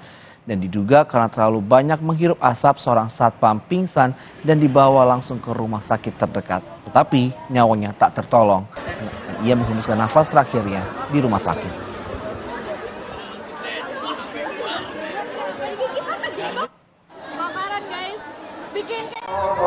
Sebelum kita sampai lokasi, ternyata ada security yang berusaha memadamkan dan dia menghirup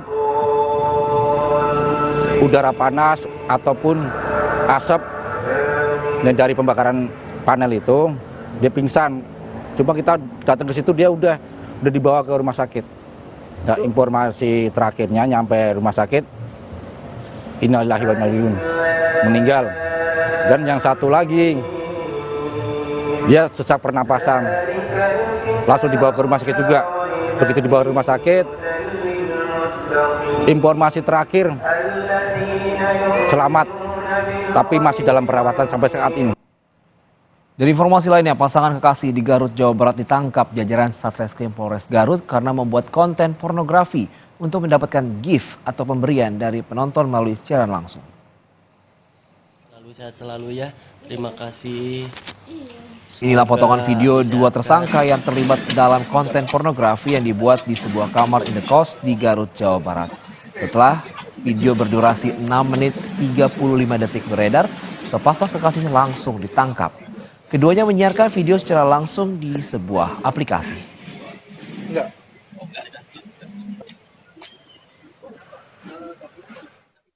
Terkait dengan maksud dan tujuan dari hasil keterangan bahwa sekedar main-main pengakuan dari tersangka hanya untuk mendapatkan gift atau pemberian, di mana viewer yang menonton atau melihat memberikan sejumlah gift. Ini hasil dari keterangan kedua tersangka. Saudara, polisi masih mengidentifikasi rekaman CCTV di sekitar pos landasan udara Halim Perdana Kusuma tempat ditemukannya anak perwira menengah TNI yang tewas terbakar. Dari 18 titik CCTV yang diperiksa, hanya 4 CCTV yang merekam kegiatan anak perwira menengah TNI. Dalam rekaman CCTV, polisi hanya menemukan korban naik sepeda seorang diri menuju pos landasan udara. Polisi juga telah memeriksa sejumlah saksi, termasuk orang tua, guru, teman, dan penjaga pos lanut yang bertugas. Telah dilakukan juga dari 18 titik yang diidentifikasi, yang kemarin kami sudah sampaikan pada saat doorstop yang lalu, di sekitar TKP. Ternyata hasil analisa hanya 4 titik CCTV yang merekam korban. Dia menggunakan sepeda, jadi sepeda yang kami temukan di TKP. Jadi dia mengayuh sendiri, memang menuju ke TKP itu. Selanjutnya, polisi memeriksa kejiwaan tersangka pembunuhan perempuan di dekat Mall Central Park, Jakarta Barat. Pemeriksaan kejiwaan dilakukan di Rumah Sakit Polri Kramat Jati.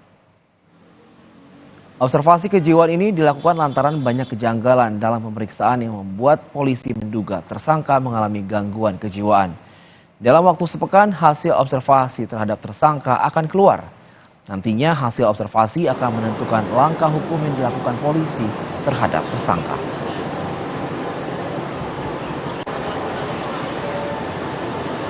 dari mulai keterangannya berubah-berubah, penyampaiannya tidak relevan, ya memang kalau ke arah sana ada dugaan ke arah sana. Namun kita tidak bisa memastikan 100% karena kita harus memastikan itu dengan medis atau yang berwenang. Nah, untuk itu kita sekarang melakukan observasi terhadap kejiwaannya.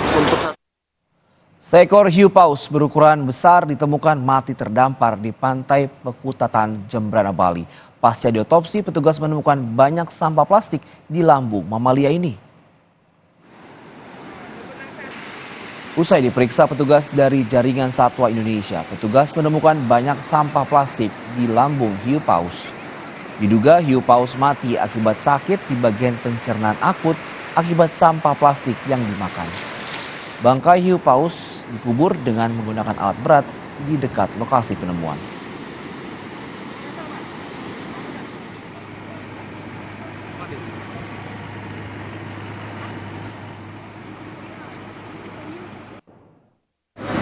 Karena masih ada isinya, tapi memang kita menemukan ada beberapa plastik dan juga sedotan plastik.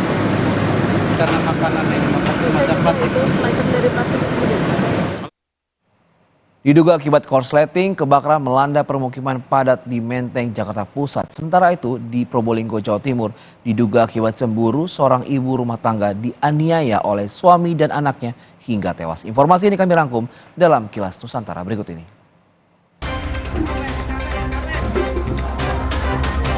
Kebakaran melanda kawasan pemukiman padat penduduk di Jalan Anyar, Menteng, Jakarta Pusat. Banyaknya bangunan semi permanen membuat api cepat membesar dan menyambar ke sejumlah rumah lain di sebelahnya. Dugaan sementara, kebakaran disebabkan oleh korsleting listrik dari salah satu rumah.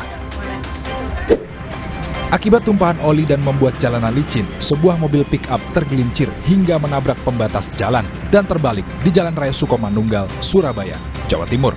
Akibatnya, 2 orang yang berada di dalam mobil terluka dan dilarikan ke klinik terdekat. Selain mobil, tumpahan oli ini juga mengakibatkan sejumlah pemotor terjatuh dan arus lalu lintas di lokasi sempat tersendat.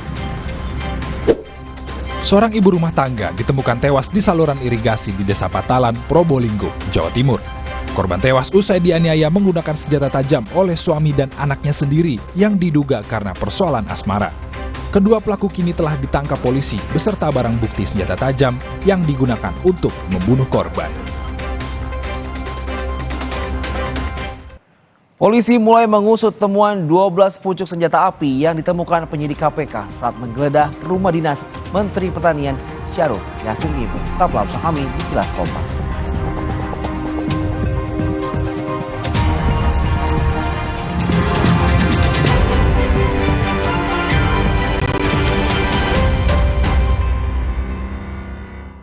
Perhatian, beli better bisa gratis better lagi. Yeay, dapat better lagi. Gue mau tuker dong. Semua di sana buruan beli bisa gratis better lagi. Siapkan diri untuk pencapaian luar biasa dan lewati batasmu. Stargazer X, unleash the X in you. Kenapa sarapan sereal, Bu? Sereal kan terbuat dari gandum, jadi bergizi dan mengenyangkan. Energen, sereal nomor 1 di Indonesia. Terbuat dari gandum Australia, bernutrisi dan mengenyangkan. Enak, kenyang. Zing Trail Run is back. Get ready dengan Zing Shampoo dan taklukkan rute yang lebih menantang. Minggu 8 Oktober 2023. Register hari ini. Zing Trail Run, dare you to be more. Jangan asal nubruk. Yang nggak asal nubruk, Top Coffee susu gula aren tubruk. Paduan kopi tubruk, susu dan gula aren. Gile. Ampasnya lebih halus, brother. Ampasnya aja enak. Top Coffee susu gula aren tubruk dari Wings Food. Kenapa sarapan sereal, Bu? Sereal kan terbuat dari gandum, jadi bergizi dan mengenyangkan. Energen, sereal nomor 1 di Indonesia. Terbuat dari gandum Australia, bernutrisi dan mengenyangkan. Enak, kenyang. Ini Minggu, Ayah. Stop dulu kerjanya. Hai Ayah semua, yuk seru-seruan. Wo oh oh oh Oreo. Wo oh oh oh Oreo. Siapkan diri untuk pencapaian luar biasa dan lewati batasmu. Stargazer X. Unleash the X in you. Kenapa sarapan sereal, Bu? Sereal kan terbuat dari gandum, jadi bergizi dan mengenyangkan. Energen, sereal nomor 1 di Indonesia. Terbuat dari gandum Australia, bernutrisi dan mengenyangkan. Enak! Kenyang! Perhatian, beli better bisa gratis better lagi. Yeay! Dapat better lagi! Gue mau tuker dong! Semua di sana, buruan beli bisa gratis better lagi. Berada di ujung timur Indonesia, Merauke memiliki potensi alam dan pariwisata yang kaya. Rio de Janeiro-nya Indonesia Pulau HB, Taman Seribu Musamus, titik 0 km, dan Pantai Lampu 1 adalah di antaranya. Bersama Bupati Merauke Romanus Baraka. Selengkapnya dalam VVIP, Potensi Ujung Timur Indonesia, Sabtu 30 September pukul 2 siang di Kompas TV. Dipersembahkan oleh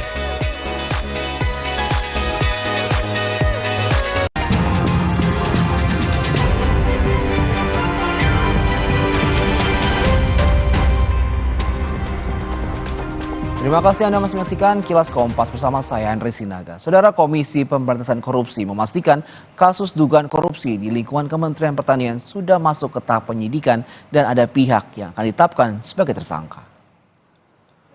Meski sudah ada penetapan tersangka, Kepala Bagian Pemberitaan KPK Ali Fikri menyebut informasi ini belum dapat disampaikan ke publik. KPK menegaskan penetapan tersangka ini berdasarkan pengumpulan barang bukti dan penyelidikan usai menggeledah Kementerian Pertanian dan rumah dinas Menteri Syahrul Yassin Limpo.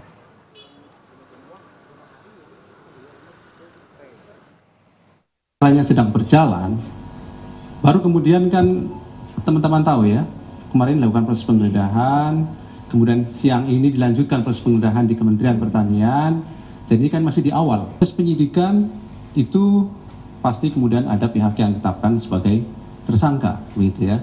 Namun siapa tersangka atau para tersangka yang sudah ditetapkan tersebut pada saatnya nanti pasti kami akan umumkan secara resmi, begitu ya. Apakah betul ada setting?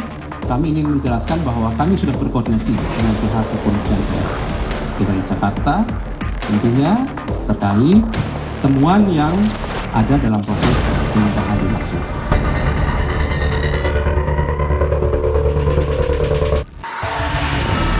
Lebih dari 20 jam KPK menggeledah rumah dinas Menteri Pertanian Syahrul Yassin Limpo di kawasan Widya Chandra, Jakarta Selatan. Pada Jumat siang, penyidik KPK pun membawa sejumlah barang, diantaranya koper, kontainer, dan dokumen. Penggeledahan dilakukan untuk mencari bukti dugaan korupsi di Kementerian Pertanian yang tengah diusut KPK. Selain menemukan dokumen, KPK juga menyita uang puluhan miliar rupiah dalam bentuk rupiah hingga mata uang asing. Ditemukan antara lain sejumlah uang rupiah dan juga dalam bentuk mata uang asing. Ya. Juga beberapa dokumen ditemukan di sana, seperti catatan keuangan dan juga pembelian beberapa aset yang bernilai ekonomis tentunya, serta dokumen lainnya yang terkait dengan perkara. Ditemukan juga barang bukti elektronik. Meski belum bisa merilis identitas pihak yang ditetapkan jadi tersangka, KPK menyebut kasus ini sudah naik tahap penyidikan. Sebagai barang bukti, KPK pun menyita sejumlah catatan keuangan, dokumen pembelian aset, serta alat bukti elektronik. Sementara terkait temuan 12 senjata api saat penggeledahan, KPK telah menyerahkan ke pihak kepolisian. Selain rumah dinas Mentan, KPK juga menggeledah ruang Menteri Pertanian dan ruang Sekjen Kementerian Pertanian. Saat penggeledahan, Menteri Pertanian Syahrul Yassin Limpo dikabarkan tengah berada di luar negeri. Tim Liputan Kompas TV Jakarta.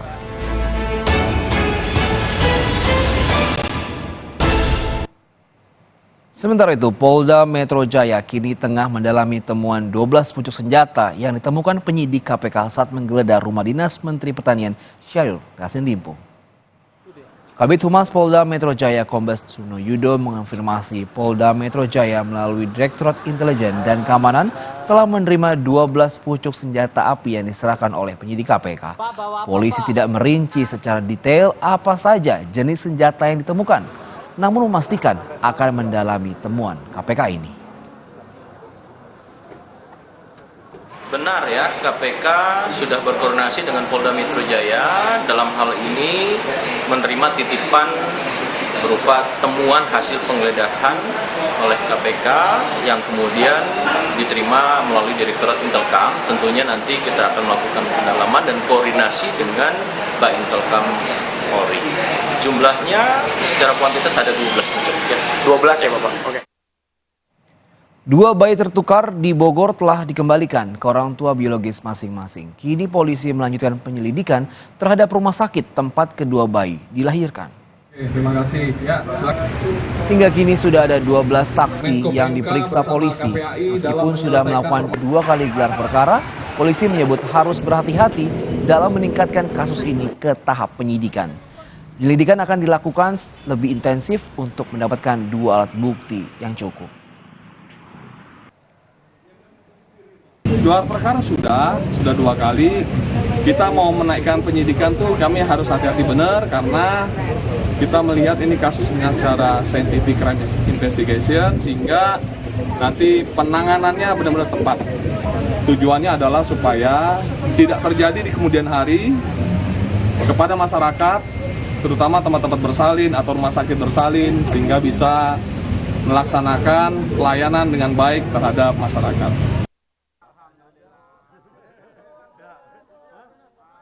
Kedua bayi yang tertukar di Rumah Sakit Sentosa Bogor resmi dikembalikan kepada orang tua biologis masing-masing setelah melalui proses bonding dengan orang tua masing-masing.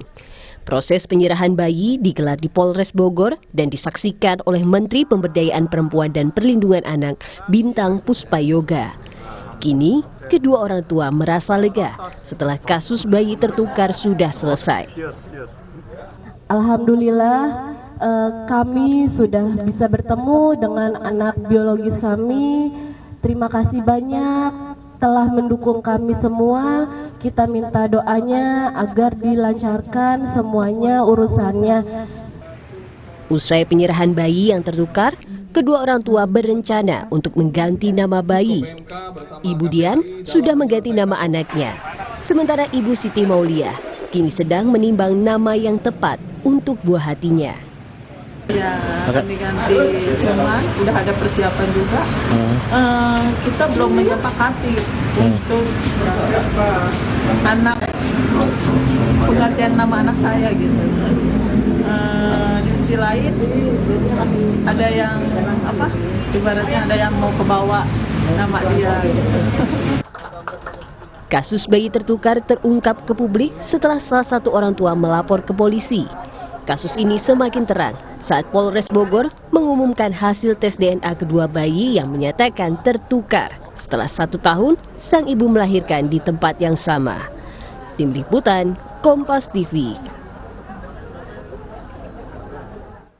Kita ke informasi lainnya. Presiden Jokowi sempat berbisik-bisik ke bakal capres Ganjar Pranowo bila nantinya setelah dilantik menjadi presiden agar segera mengurus kedaulatan pangan. Ungkapan Jokowi soal bisikan disampaikan saat memberikan sambutan dalam Rakernas 4 PDI Perjuangan di Jakarta. Presiden sangat setuju dengan pernyataan Ketum PDI Perjuangan Megawati Soekarnoputri dan Ganjar Pranowo dalam mengurus kedaulatan pangan bagi bangsa Indonesia, sehingga swasembada dan ketahanan pangan dapat terlaksana dengan baik. Oleh karena itu perlu rencana detail dan Jokowi yakin Ganjar mampu melakukan hal itu. Lagi apa yang disampaikan calon presiden Pak Ganjar Pranowo. Tadi saya bisik-bisik ke beliau, Pak, nanti habis dilantik, besoknya langsung masuk ke daulatan pangan. Nggak usah lama-lama. Perencanaannya disiapkan sekarang, begitu dilantik besok langsung masuk ke kerja kedaulatan pangan. Visi taktis itu harus kita miliki. bukan visi misi yang terlalu bagus di awang-awang, tapi visi taktis, rencana kerja detail harus kita miliki.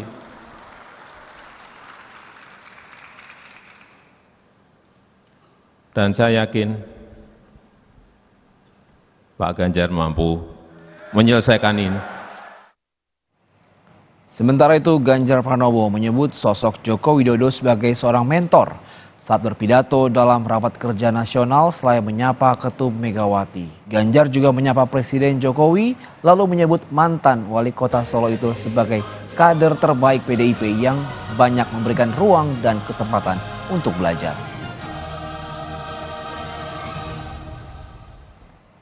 Mana sambutannya tadi? Yang terhormat, yang sangat kita banggakan, kader terbaik PDI Perjuangan, Presiden Republik Indonesia, Insinyur Joko Widodo.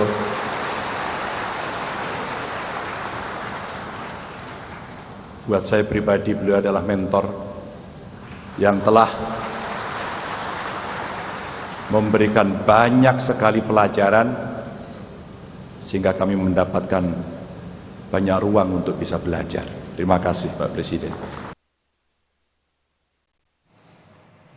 Ketua Umum PDI Perjuangan Megawati Soekarno Putri sempat menyampaikan pantun saat menutup pidato pembukaan Rakernas keempat PDIP. Lewat pantun, Megawati meminta kader tidak gentar menghadapi badai yang terjang partai.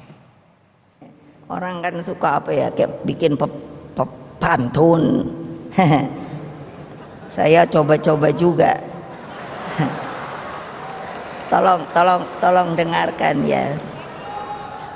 Tapi ininya lain kalau ibu. Jangan pernah gentar diterjang badai. Karena apapun. Karena apa? Badai pasti berlalu. Tepuk tangan yang meriah. Sweet, sweet. Dan matahari akan selalu terbit di ufuk timur, saudara-saudara sekalian. Terima kasih. Sekitar 100 orang tewas akibat kebakaran yang terjadi sejak pesta pernikahan di Irak. Kebakaran dipicu kembang api yang digunakan dalam perayaan pernikahan tersebut. Tetaplah bersama kami.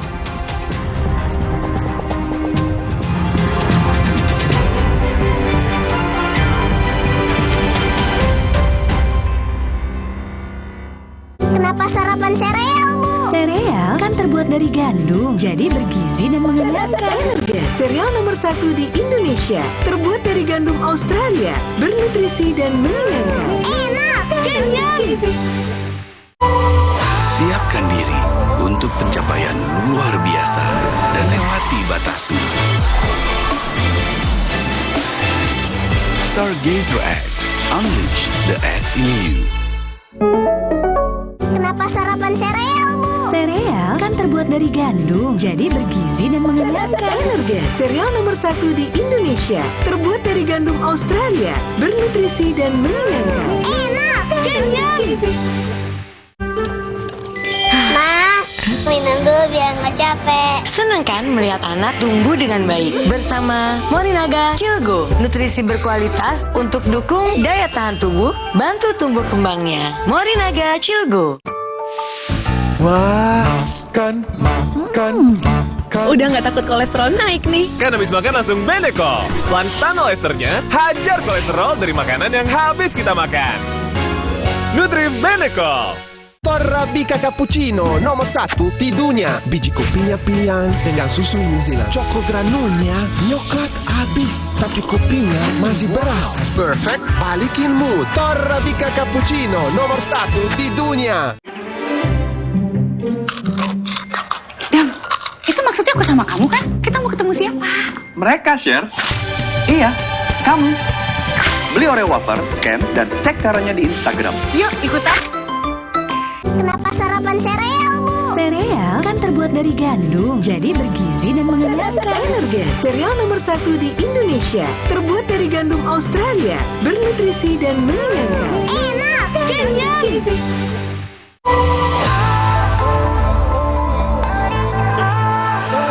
Siapkan diri untuk pencapaian luar biasa dan lewati batasmu. Stargazer X, unleash the X in you. Kenapa sarapan sereal, Bu? Sereal kan terbuat dari gandum, jadi bergizi dan mengenyangkan. Energas, sereal nomor 1 di Indonesia. Terbuat dari gandum Australia, bernutrisi dan mengenyangkan. Enak, kenyang.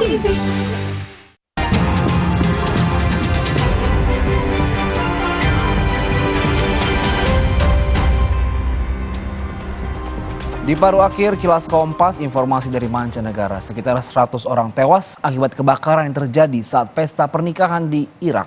Kebakaran dipicu kembang api yang digunakan dalam perayaan pernikahan tersebut.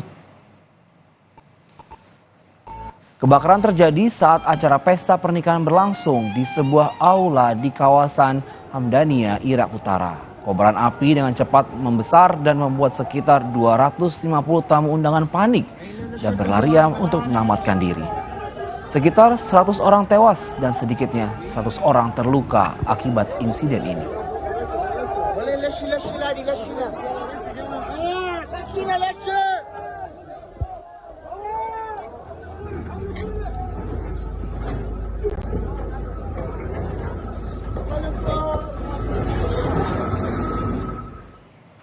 Demikian Kilas Kompas hari ini. Tetap saksikan Kompas TV untuk mengetahui informasi lainnya. Saat lagi rekan saya, Vidi Batoloni akan hadir dalam Kompas Sport Malam. Saya Andre Sinaga, sampai jumpa.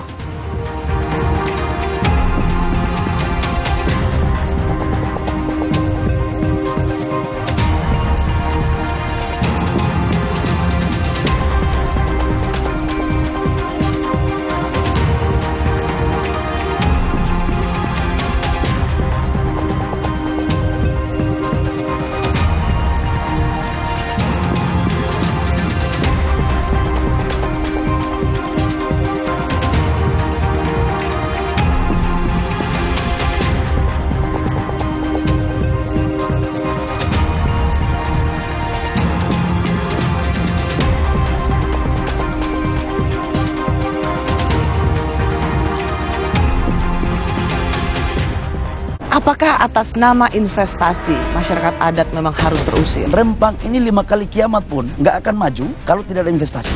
Tapi jangan sampai kemudian hak-hak hidup masyarakat yang sudah hidup bertahun-tahun di sana terampas. Justru investasi itu meningkatkan taraf hidup mereka bersama-sama. Apakah ini memang kado dari Cina yang tiba-tiba dijadikan sebagai proyek strategis nasional? Rosi, Sabtu 30 September pukul 10 malam di Kompas TV. Entah anak kelas berapa ini lompat dari lantai 4. Seorang siswi sekolah dasar di Petukangan Utara Pesanggerahan, Jakarta Selatan meninggal dunia usai jatuh dari lantai 4 gedung sekolah. Seorang guru jadi korban pembacokan oleh siswanya sendiri. Pelaku kesal karena dilarang ikut ujian. Ayo, Mi.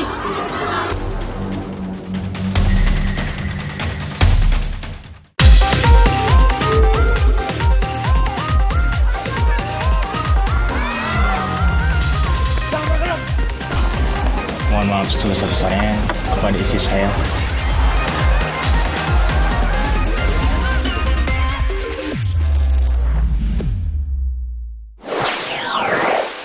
Ya Allah, tragedi banget. Entah anak kelas berapa ini lompat dari lantai 4.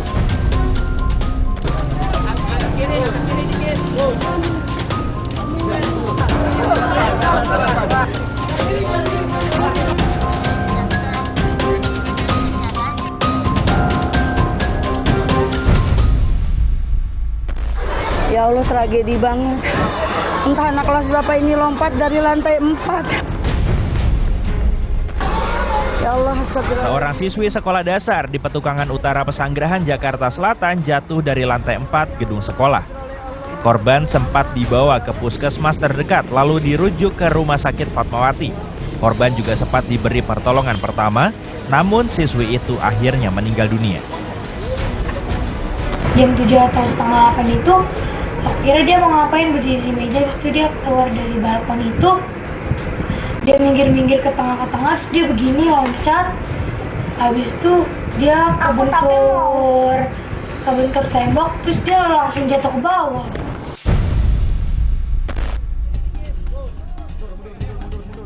Keluarga menduga ada perundungan terhadap korban, namun hal ini dibantah Dinas Pendidikan DKI Jakarta. Pemprov DKI menyebut akan mengevaluasi bangunan gedung sekolah agar tak terjadi hal serupa.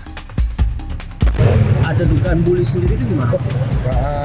Nggak ada Pak ya? Nggak ada, itu kan dari keterangan polisi udah jelas. Pak, ya. Dengan kejadian ini apakah ada evaluasi dari pihak pendidikan untuk sistem keamanan gedung sekolah? Oh iya. Sistem safety-nya Pak? Ada evaluasi Pak ya? Jelas.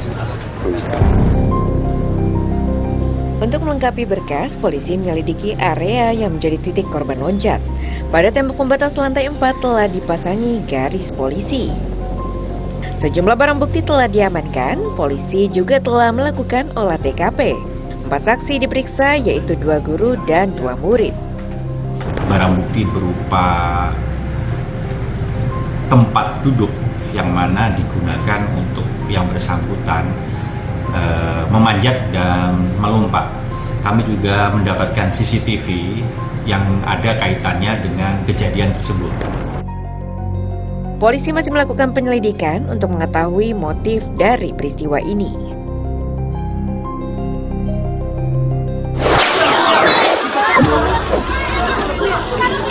Double gue pakai gitar apa-apa?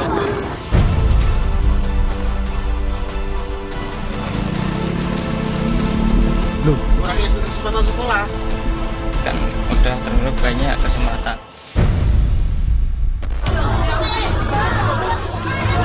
Guru kesiswaan di Madrasah Aliyah Yasua Desa yang membagikan soal ulangan masuk ke dalam ruangan dan menanyakan ada sedikit kesalahpahaman dari anak yang mungkin ada kalimat yang tersinggung di hati si tersangka. Ya bukan tersangka ya, itu juga anak kami. Aku melakukan kesalahan apa? Kesempatan. Tak sampai 12 jam, pelaku penganiayaan berhasil ditangkap unit Resmo Polres Demak di salah satu rumah kosong di Desa Rowosari, Kecamatan Gubuk, Kabupaten Purwodadi. Polisi mengungkap motifnya, pelaku kesal dilarang ikut ujian tengah semester oleh korban karena belum mengerjakan tugas. Karena yang bersangkutan nilainya jelek, nilainya minim, sehingga diberikan tambahan tugas untuk membuat tugas. Karena dilarang untuk mengikuti kegiatan UTS, karena yang bersangkutan tidak bisa mengumpulkan tugas atau tanggung jawab sebagai siswa untuk membuat tugas akhir siswa. Setelah berkoordinasi dengan Dinas Sosial, pelaku ditindak pidana anak di bawah umur dengan ancaman pidana 12 tahun penjara.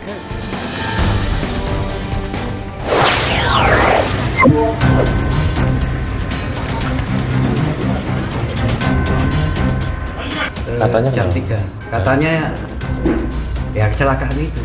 Tapi enggak jelas kecelakaan apa enggak? Enggak sama sekali enggak diberitahu kecelakaan apa enggak.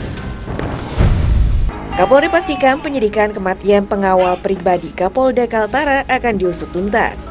Manfaatkan criminal investigation CSI yang kita miliki sehingga kemudian hasil-hasilnya betul-betul bisa dipertanggungjawabkan, yang kemudian menjadi kesimpulan di dalam hasil penyelidikan nanti apakah ini ada unsur pidana.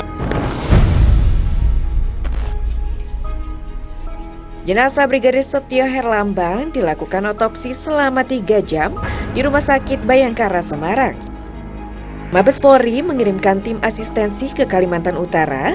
Mabes juga menyebut tidak tertutup kemungkinan Kapolda Kaltara ikut diperiksa.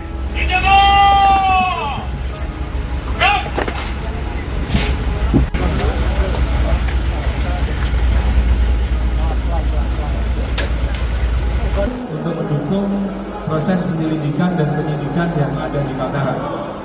Tim yang diberangkatkan terdiri dari penyidik, kemudian tim lapor, kemudian tim Inavis, sehingga bisa membantu Polres ataupun Polda Kaltara dalam rangka mengungkap secara detail apabila memang Pak Kapolda ada terkait masalah itu saya akan diperiksa.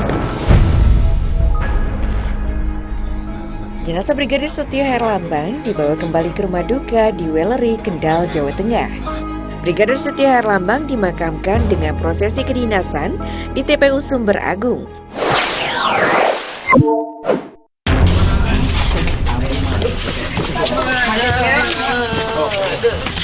Seorang siswa SMP ini dianiaya kakak kelas di sekolahnya hingga kesakitan dan tak berdaya.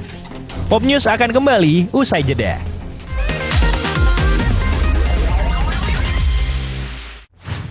Publik masih menanti kejutan. Siapa bacawa pres Ganjar Pranowo dan Prabowo Subianto? Ada nama Mbak Khofifah disebut, ada nama Yai Said Akil. Saya kira tokoh-tokoh hebat semua. Trik licik para sindikat memanfaatkan pamor selebritas dan selebgram tanah air untuk menarik pemain judi online. Lantas bagaimana peran pemerintah dalam memberantas judi online? Muncul perilaku baru, misalnya mencuri, dan bahkan sampai bunuh diri. Dalam 60 menit Special Report, Minggu 1 Oktober, pukul 6 petang di Kompas TV.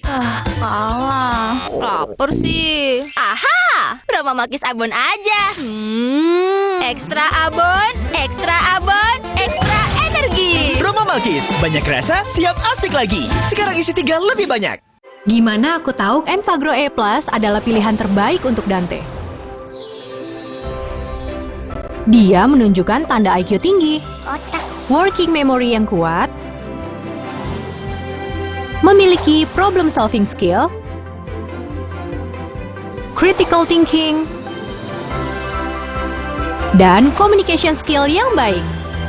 Yuk Mam, bantu optimalkan IQ-nya dengan Enfagro E Plus MFGM Pro. Ayah pulang. Saatnya tidur.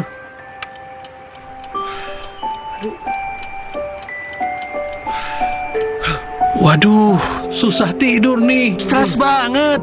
Ayah susah tidur. Ini ayah minum Fulas dulu. Susah tidur? Minum Fulas 1 tablet menjelang tidur. Fulas, mengatasi gangguan susah tidur. Ayah kerja dulu ya. Cari Fulus. Minum Fulas, tidur jadi pulas. Fulas, dari Lapi. Kenapa sarapan sereal, Bu? Sereal kan terbuat dari gandum, jadi bergizi dan mengenyangkan. Energen, sereal nomor 1 di Indonesia. Terbuat dari gandum Australia, bernutrisi dan mengenyangkan. Enak, kenyang. Berada di ujung timur Indonesia, Merauke memiliki potensi alam dan pariwisata yang kaya. Rio de Janeiro-nya Indonesia Pulau HB, Taman 1000 Musamus, titik 0 km, dan Pantai Lampu 1 adalah di antaranya. Bersama Bupati Merauke Romanus Baraka. Selengkapnya dalam VVIP, Potensi Ujung Timur Indonesia, Sabtu 30 September pukul 2 siang di Kompas TV. Dipersembahkan oleh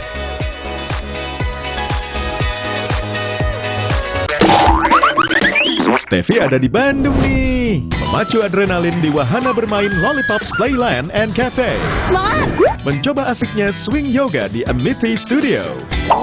Mencicipi roti bakar gempol yang lezatnya sudah melegenda. Dan menginap di 24 Hour Stay Hotel Janevala, Bandung. Jalan-jalan. Bandung kumaha barudak? Well, Minggu 1 Oktober pukul 10:30 siang di Kompas TV. Barang tidak sesuai, komplain ke saya. Udah. Kok mau barang? Kau enak aja kalau nipu kau. Saya nganter bukan yang jual. Ulangnya nganter. Pembeli ini marah-marah ke kurir pengantar barang karena merasa paket yang diterimanya tidak sesuai.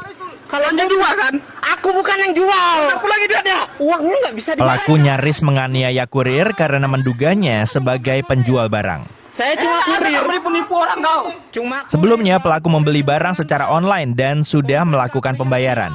Atas kekecewaannya, pembeli meminta kurir melakukan ganti rugi. Pukul aku. Aku cuma ngantar, nggak tahu. Tolong! Wanita ini menjadi korban perampokan saat dirinya melintasi wisata sawah di desa Rimbo Recap. Pelaku perampokan menggunakan senjata tajam jenis golok. Pakai apa dulu nih? Jalan kaki. Ini apa ini? Pisau, Pak. Parang. Warga berdatangan hingga kendaraan korban tidak berhasil dibawa pelaku. Namun pelaku yang kabur berhasil membawa ponsel korban. Sendiri di sini, Mas. Tolong! BI dulu!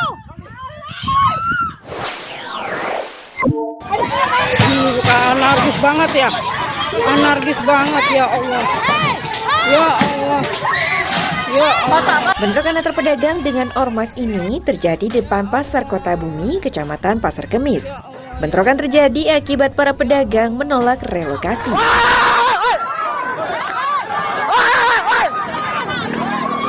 Para anggota ormas mempersenjatai diri dengan tongkat bambu, besi, hingga senjata tajam. Mereka bahkan menjara dagangan serta uang para pedagang. Pasar kita dihancurkan ya Allah. Apa ini ya Allah? Bentrokan berakhir setelah aparat tiba di lokasi untuk menghindari penjarahan lanjutan. Para pedagang menjaga kios masing-masing. Ya Allah. Ya Allah, ya Allah. Ya Allah. Ini pukul.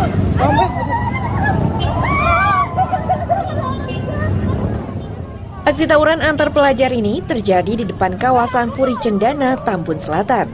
Warga dan pedagang yang ada di lokasi mencoba membubarkan para pelajar. Para pedagang dan warga berharap aparat melakukan patroli untuk menghindari hal serupa terjadi. SMA ini, yo.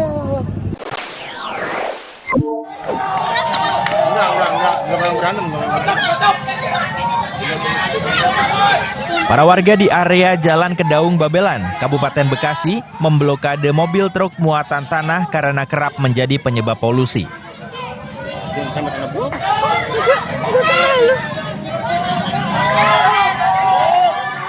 Warga mengeluhkan polusi yang terjadi akibat muatan tanah yang kerap terjatuh ke jalan hingga mengganggu aktivitas warga. Akibat blokade ini, aparat polisi dan TNI datang untuk mengamankan situasi.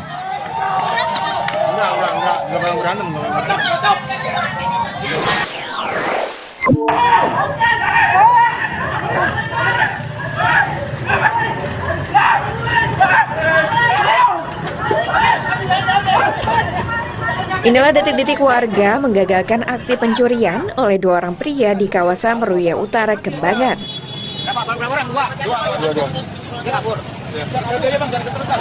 Berdasarkan keterangan warga, kedua pelaku membawa senjata api, namun belum diketahui keaslian senjata itu.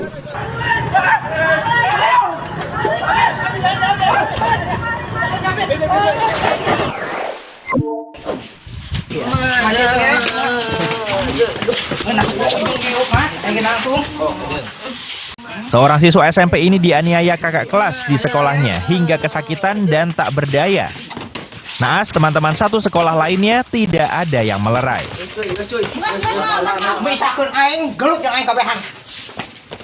Atas penganiayaan ini, warga mengamuk dengan ulah pelaku hingga nyaris main hakim sendiri.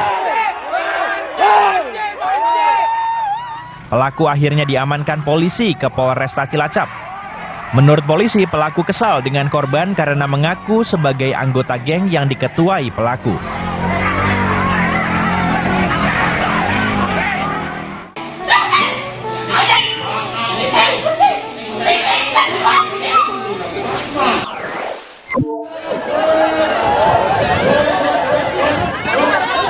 Demi mendapat paket sembako murah, warga rela mengantre hingga berdesakan.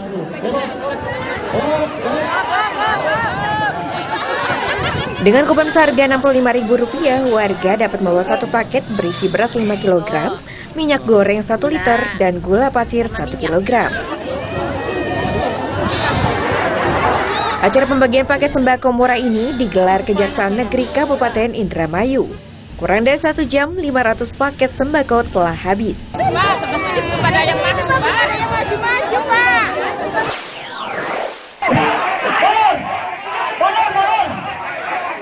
Aksi unjuk rasa di depan gedung Balai Kota Tasikmalaya berakhir ricuh. Mahasiswa yang memaksa masuk ke dalam gedung untuk bertemu dengan penjabat Tasikmalaya akhirnya terlibat saling dorong dengan aparat.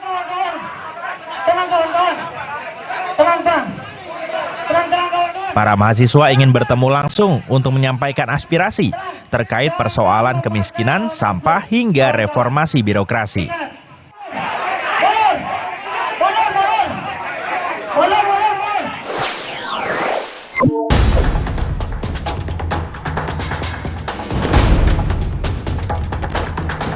Tabrakan maut yang terjadi di exit tol Bawen ini menyebabkan 3 orang meninggal dunia di tempat kejadian dan 1 orang meninggal di rumah sakit. Pop News akan kembali usai jeda.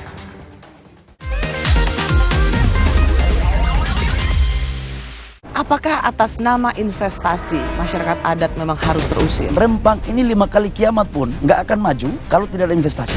Tapi jangan sampai kemudian hak-hak hidup masyarakat yang sudah hidup bertahun-tahun di sana terampas. Justru investasi itu meningkatkan taraf hidup mereka bersama-sama. Apakah ini memang kado dari Cina yang tiba-tiba dijadikan sebagai proyek strategis nasional? Rosi, Sabtu 30 September pukul 10 malam di Kompas TV. Baru isi perut, udah kosong lagi. Dikit-dikit, lapar. Barusan jajan, tapi masih lapar. Dikit-dikit, lapar. Sari Gandum dengan gandum utuh dan krim coklat lezat bikin kenyang lebih lama. Sari Gandum, seenak itu, sekenyang itu. Gimana aku tahu Enfagrow E+ adalah pilihan terbaik untuk Dante? Dia menunjukkan tanda IQ tinggi, working memory yang kuat, memiliki problem solving skill, critical thinking, dan communication skill yang baik. Yuk Mam, bantu optimalkan IQ-nya dengan Enfagrow E+ MFGM Pro. Ini Minggu Ayah. Stop dulu kerjanya. Hai ayah semua yuk seru-seruan. Wo oh oh oh Oreo. Wo oh oh oh Oreo. Torabika Cappuccino nomor 1 di dunia. Biji kopinya pilihan dengan susu New Zealand. Choco granulnya coklat habis, tapi kopinya masih beras. Perfect balikin mood. Torabika Cappuccino nomor 1 di dunia. Suci Barbar Show. Minggu ini, Rispo, Rigan, dan Amanda bermanis muka di depan Hifzi. Warga Depok cuma minta 1, Pak. Saya sama teman-teman sedang naik gunung. Bikin gunung di Depok. Coki Sitohang mempromosikan barbershop.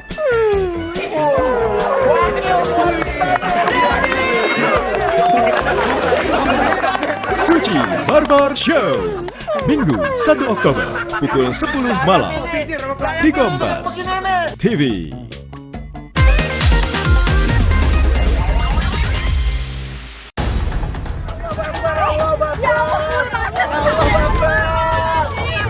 Ya Allah, Bos. Bos, ning Bawen, Bos. Ya Allah. Delok. Astagfirullahaladzim.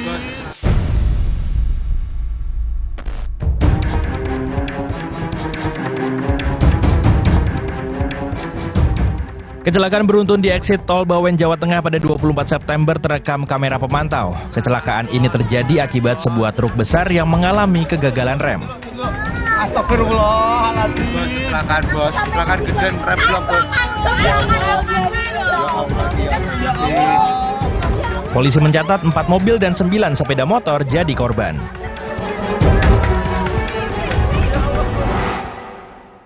Nah, dari arah belakang itu tiba-tiba ada klakson panjang, bunyi klakson panjang, terus udah dari si truk ini udah nabrak motor sama mobil. Ya udah itu karena posisi kan saya di sebelah kiri tapi deket marka itu, garis marka itu, ya saya kena tembok dari kendaraannya.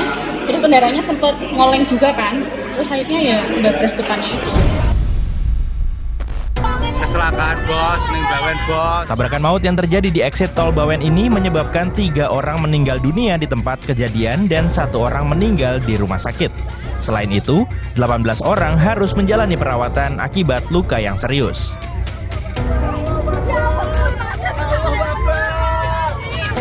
Jadi total yang meninggal ada 4 orang. Kemudian ada luka berat sebanyak 7 orang. Kemudian luka ringan ada sebanyak 11 orang.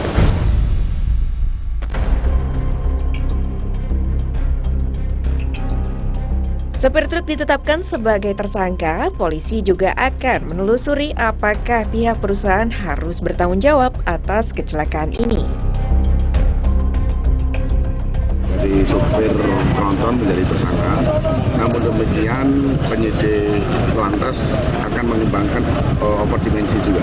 Dari CV, pengusaha manajemen bertanggung jawab terhadap kondisi kendaraan. Kecelakaan bos, ning bawen bos. Peristiwa di Bawen ini menambah panjangnya angka korban kecelakaan yang terjadi di tanah air.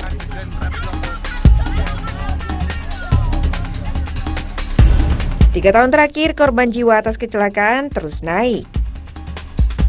Pada tahun 2020, korban kecelakaan angkutan jalan lebih kecil dibanding tahun 2019. Jumlah ini menurun karena pandemi COVID-19. Tidak hanya di Semarang, Jawa Tengah, kecelakaan maut akibat truk juga pernah terjadi di beberapa daerah. Tanggal 31 Agustus, truk Hino nabrak halte, nabrak anak sekolah, nabrak motor. 31 Agustus 2022, truk kontainer tanpa muatan menabrak pemotor dan sejumlah orang yang berada di pinggir Jalan Sultan Agung Bekasi Barat, Kota Bekasi.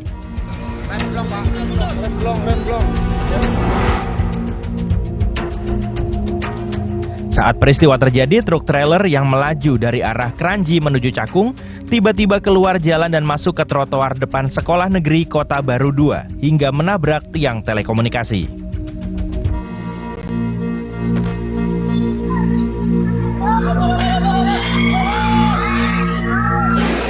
Sebagian besar korban dalam kecelakaan ini adalah pelajar sekolah dasar.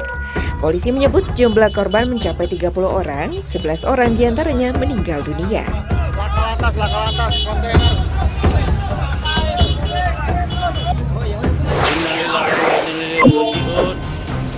Kecelakaan maut di depan CBD. Padahal di bulan sebelumnya, tepatnya 18 Juli 2022, di jalur alternatif Cibubur, Bekasi, Jawa Barat, sebuah truk pengangkut BBM menabrak sejumlah mobil dan sepeda motor.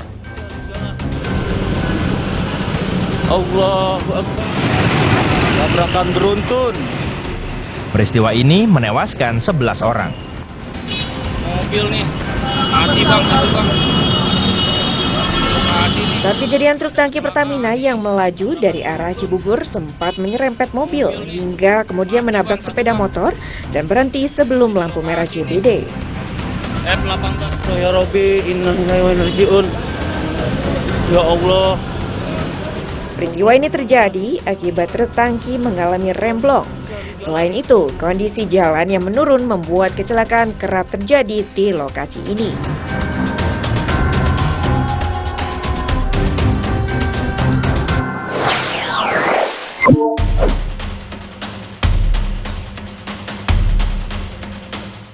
Di Balikpapan, Kalimantan Timur, pada Jumat pagi 21 Januari 2022, sebuah truk kontainer bermuatan menabrak 20 kendaraan yang tengah berhenti di lampu merah. Kecelakaan barusan dirapak, truk kontainer lagi, remnya blong. Dalam peristiwa ini, pengemudi truk berhasil selamat, namun 26 orang jadi korban. 4 orang diantaranya tewas dan 22 orang lainnya mengalami luka.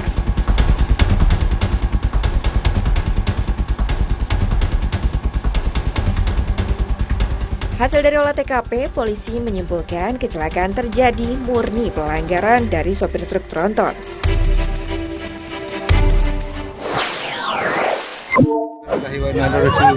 Kecelakaan barusan terjadi, bos. Di pintu masuk ke Bawen, bos. Ya Allah, motor terbakar. Informasi ini mengakhiri Pop News hari ini. Jangan lupa tetap saksikan Pop News setiap hari Sabtu dan Minggu pukul 9:30 waktu Indonesia Barat. Tentunya hanya di Kompas TV. Terima kasih dan sampai jumpa.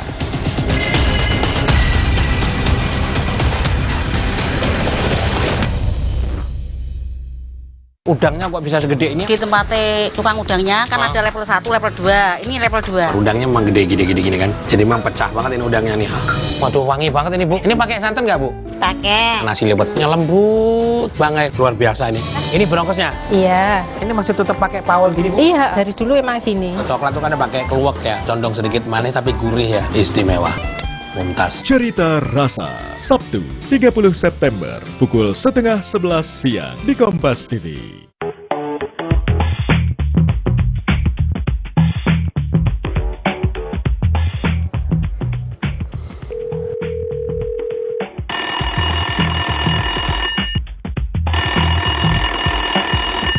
Odi Jamil. Ya, Dik. Lagi sibuk nggak ada? Gue lagi sibuk. Kenapa? Ini gue ada pemotretan. Terus gue butuh bantuan lo nih buat jadi food stylist. Boleh tolong nggak?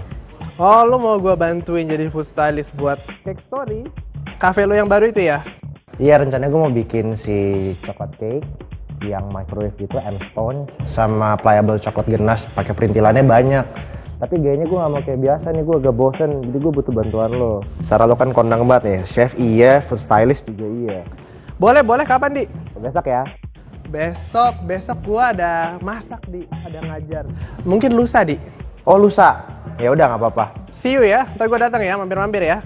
Thank you ya, Da. See you. Deh. Ini lagi nunggu orang ya? Ngomongnya teriak-teriak gitu ya? Iya, lagi nunggu orang nih. Oh, iya emang ya, nunggu tuh pekerjaan yang paling ngebosenin. Lu nunggu siapa sih? Aldi. Kok lo gue tanyain malah nanya balik? Lu nunggu siapa? Tuh loh, Ciko lagi nungguin bahan makanan datang. Kan sekarang tuh jadi kerjaan Ciko. Bahan makanan? Emang belum datang? Jam segini loh. Udah Kak, sabar aja. Kayak Ciko sabar nungguin Suju. Suju? Iya, Suju itu loh, kurir yang biasa nganterin makanan itu. Serangga Junarto. Lihat deh, Ciko tuh udah temenan di RB. Bahkan udah tukeran poin BB. Gitu. Itu mah Angga namanya, bukan Suju. Suju, supaya kayak Korea-Korea gitu. Lagi ngomongin apa kalian? Suju Kak. Angga dibilang Suju. Oh, bahan gimana tuh? Belum datang Kak, bentar lagi. Tenang aja, bentar lagi datang Kak. Dia pasti lama karena dandan dulu deh, gue yakin. Itu dia, Suju. Oh no. Udah tuh orang udah datang, lurusin ya. Anterin ke dapur. Sip, Pak.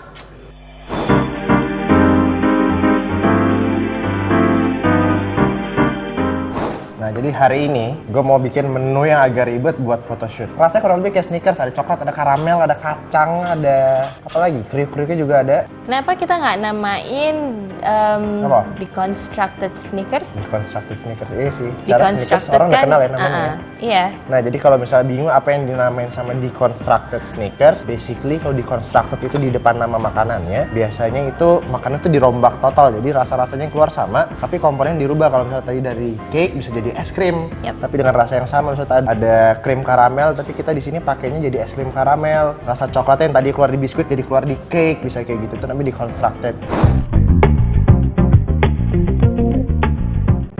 Yang akan kita buat pertama kali adalah si es krim, karena dia butuh waktu paling lama ya. Salted caramel ice cream. Yes. Nah, sekarang karena kita bikin salted caramel, kita mesti bikin karamelnya sendiri. Jadi kita yang step pertama adalah kita bikin si gula ini dipanasin dulu sampai jadi karamel. Jadiin karamel. Komponen lainnya yang mesti disiapin untuk ice cream ada susu, ada whipped cream, terus kita pakai fleur de sel atau garam laut ya. Garam laut. Terus kita punya telur juga untuk thickening agent. Thickening agent. Sebagai pengental nanti di adonan es krimnya. Jadi sekarang kita masukin gula dulu ya. Oke, ini sambil nunggu si karamelnya siap, saya mau siapin cairannya dulu nih, gabungan susu, krim, telur, dan juga ini vanila. Ini si kira-kira akan butuh waktu 5-6 menit sampai jadi karamel. Kita mau didihin dulu krim dan susunya. Ini krim. Nah, ini kenapa krimnya saya nggak masukin semua, karena ini semua kita masak dan ini untuk dicampur dengan karamel. Sementara itu saya mau kocok kuning telur dan putih telurnya dengan sedikit gula. Kita tambahkan krim pelan-pelan. Nah, ini pertama ini karamel, kalau ketemu krim dia akan gumpal, tapi karena kita akan masak lagi kira-kira 1-2 menit, nanti si gula yang gumpal akan larut lagi. Krim udah masuk, kita mau tambahin garam. Jadi kita mau bikin es krimnya salted caramel. Jadi ada rasa manis dari karamel, ada juga rasa asin untuk ngimbangin rasa manis yang tadi dari gula. Oh ya, make sure juga si spatula yang kita pakai itu heat proof ya. Biasanya kalau rubber spatula kayak gini atau barang-barang silikon sampai 230 derajat Celcius dia masih panas.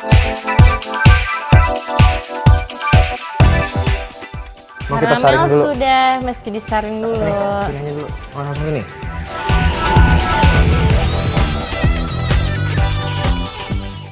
By the way, nanti kita garnishnya gimana, Di? Oh iya sih, presentasi ya? Presentasi gue ngajak Yuda kesini buat bantuin gue. Yuda? Iya, kan dia food stylist juga tuh. Jadi minta tolong sekalian yang kerjain. Ini sekarang kita tuangin ke kuning telur ya? Iya, sambil diaduk. Kalau nggak diaduk, jadi telur orak-arik. Betul. Diaduk. Oke, udah ya. Balik lagi. Ini mau kita masak lagi di atas panci, apinya kecil, kira-kira berapa? 3 menit cukup ya? 3 menit. Sampai dia mulai mengental. Oke, balik lagi, awas panas.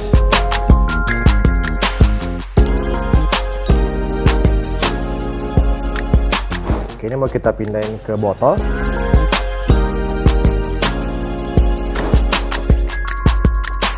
Ini kita pindahin ke botol supaya waktu dimasukin ke dalam esnya lebih merata. Kalau misalnya kita naruh bowl aja di atas sini, kemungkinan tidak merata. Lebih cepat juga ini biasanya ya. Nanti sambil nunggu si adonan es krimnya dingin, yang nanti akan kita masukin ke dalam mesin es krim, nih kita nanti akan proses kira-kira 40-50 menit sehingga bisa jadi es krim. Sementara nunggu ini kita mau bikin kondimen lainnya, ada caramelized nuts, ada juga pliable coklat ganache. Kita mau bikin si ganache-nya dulu sekarang.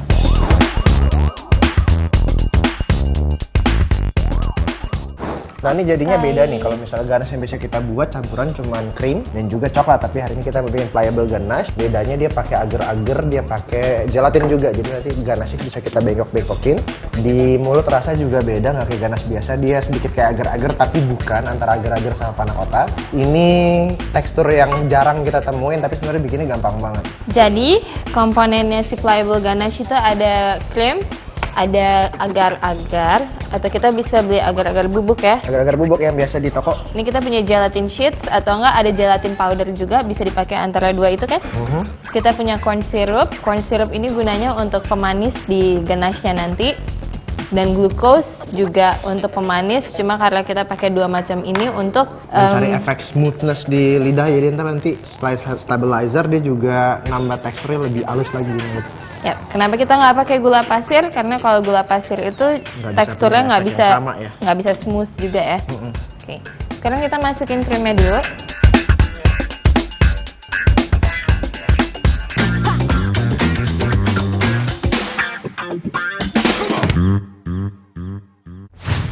Publik masih menanti kejutan. Siapa bacawa pres Ganjar Pranowo dan Prabowo Subianto? Ada nama Mbak Khofifah disebut, ada nama Yai Said Akil. Saya kira tokoh-tokoh hebat semua. Trik licik para sindikat memanfaatkan pamor selebritas dan selebgram tanah air untuk menarik pemain judi online. Lantas bagaimana peran pemerintah dalam memberantas judi online? Muncul perilaku baru, misalnya mencuri, dan bahkan sampai bunuh diri. Dalam 60 menit Special Report, Minggu 1 Oktober, pukul 6 petang di Kompas TV. Niatku madu TJ hitam pahit dengan kualitas madu TJ plus manfaat ekstra herbal. Niatku demi anakku. Niatku demi istriku. Madu TJ hitam pahit. Niatku jaga kesehatan. Ini Minggu ayah. Stop dulu kerjanya. Hai ayah semua yuk seru-seruan. Wo oh oh oh Oreo. Wo oh oh oh Oreo. Ih, kok bento? Bisa menyerang siapa saja. Obati dengan Silergi. Cetirizine-nya aktif obati alergi, aman sesuai anjuran. Silergi, solusi redakan alergi. Produksi Konimax. Niatku madu TJ hitam pahit dengan kualitas madu TJ plus manfaat ekstra herbal. Niatku demi anakku. Niatku demi istriku. Madu TJ hitam pahit. Niatku jaga kesehatan. Didasari pernyataan TPPU bahwa kasus jaringan narkoba Freddy Pratama dikenakan pasal tindak pidana pencucian uang, polisi menyita seluruh aset sang gembong, termasuk yang terbanyak dan terbesar di Kalimantan Selatan. Sementara, Polri terus menghimbau masyarakat untuk menjauhi narkoba. Presisi melayani.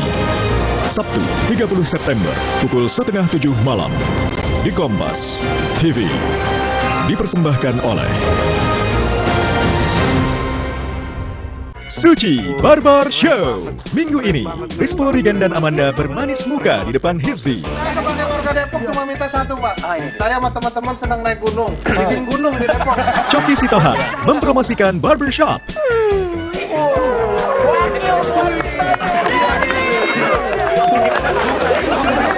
Suci Barber Show.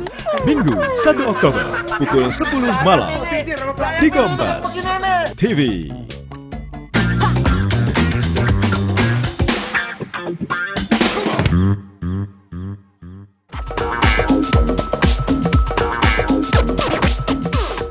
Terus kita masukin Glucose, corn syrup, masukin semua.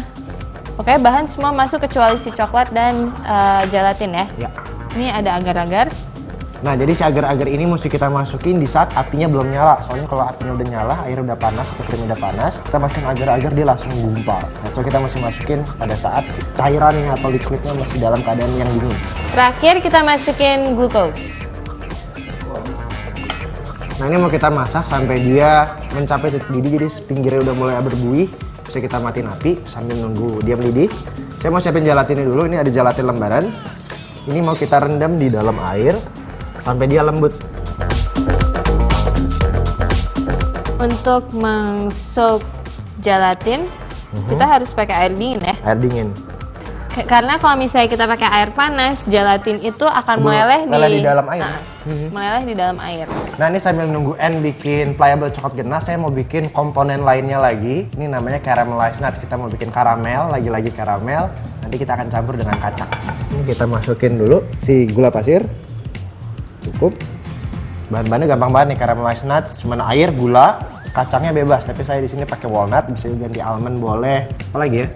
Sang tanah juga boleh kalau mau. Hazelnut? Hazelnut juga enak. Tapi pastiin si kacang-kacang ini di roast dulu atau masukin oven dulu supaya dia kriuk. Ini gelatinnya udah mulai lembek tapi belum. Ini mesti kita press dulu gelatinnya supaya nggak ada liquid yang berlebihan di dalam adonan. Masukin gelatin, mau kita aduk-aduk dulu. Ini kalau diaduk, nanti si gelatinnya akan larut di dalam krim.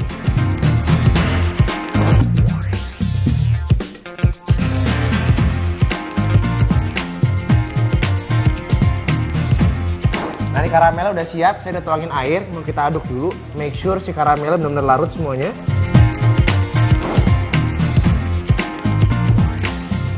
Nah, ini si gulanya udah larut semua, saya mau masukin kacangnya. Walnut. Ini mau kita aduk cukup sampai si kacang benar-benar ke cover dan udah kelihatan mengkilat, tandanya udah. Ini mau kita pilihin ke dalam bowl, kita mau simpan sampai siap pakai nanti pas plating. Kita siapin dulu si kanisternya ini. Kita pasang dulu. Kenapa nggak gue langsung tuangin si mixture ke dalam sini? Karena nanti masukin aja dia udah agak susah kan, takut tumpah kemana-mana. Oke. Tuh, dan ini masih nyala dulu. Jadi ibaratnya ini kayak didinginin dulu. Oke. Sebentar. Sekarang kita masukin aja langsung si mixture-nya. Semuanya ya.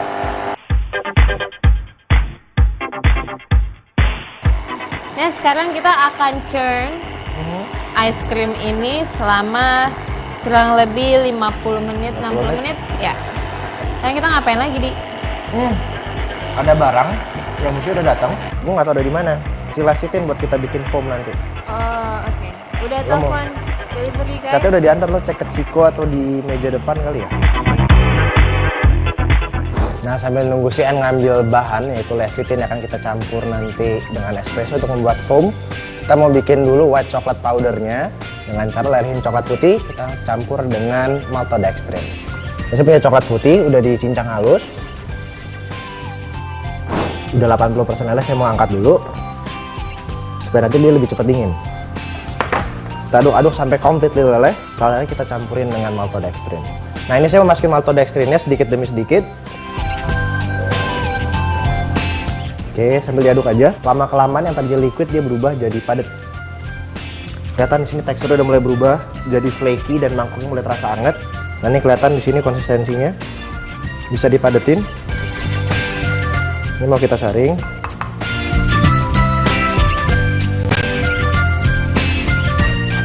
Nah, sekarang saatnya kita buat si coklat sauce. Caranya cuma kita campurin krim. Ini mau kita panaskan dulu. Nanti kalau dia udah panas, udah mendidih, kita mau tuang ke dalam mangkok coklat, and that's it.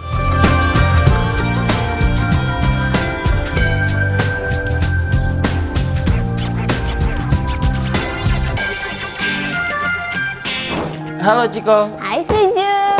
Lagi ngapain? Lagi nungguin kamu. Aku ada hadiah buat kamu. Apa? Mau tahu? Ada bunga. Cucuit banget. Suka nggak? Suka dong, apalagi dari kamu. Ciko. Pacaran mulu, bukannya nganterin barang. Bilangin Odi. Di, masa si Ciko pacaran mulu? Pacaran? Iya. Oh, siapa? Tuh sama si delivery boy. Enggak. Hah? Bukannya dia ngambilin barang-barang ini, dia malah kayak sibuk pacaran di sini gitu. Mau ngomelin nggak? Lo aja yang ngomelin, gue males. Nian, gue udah selesai bikin coklat sauce. Jadi kita mau cobain di menu kita sekarang pakai espresso foam, tambahin sama lecithin. Ini espresso segini, terus lecithinnya seberapa? Sedikit aja kok. Oh, mesti di mix? Iya, nanti kita mix. Espresso. Oh, nggak bisa langsung masukin terus diaduk-aduk jadi foam ya? Enggak ya? Iya, lecithin ini nggak gampang ya dicarinya. Agak susah ya di Jakarta. Kalau di Jakarta mungkin cuma ada di Kemang doang ya? Di Kemang doang, atau kalau misalnya mau tanya-tanya nih soal lecithin yang kita pakai sekarang atau maltodextrin tadi kita pakai, bisa tweet ke @cakestorykompas atau Facebook kita Cakestory Kompas pakai spasi supaya Cakestory Kompas. Kita mau masukin lecithin ini kira-kira 1-2 gram. Oke. Ini mau kita aduk pakai immersion blender.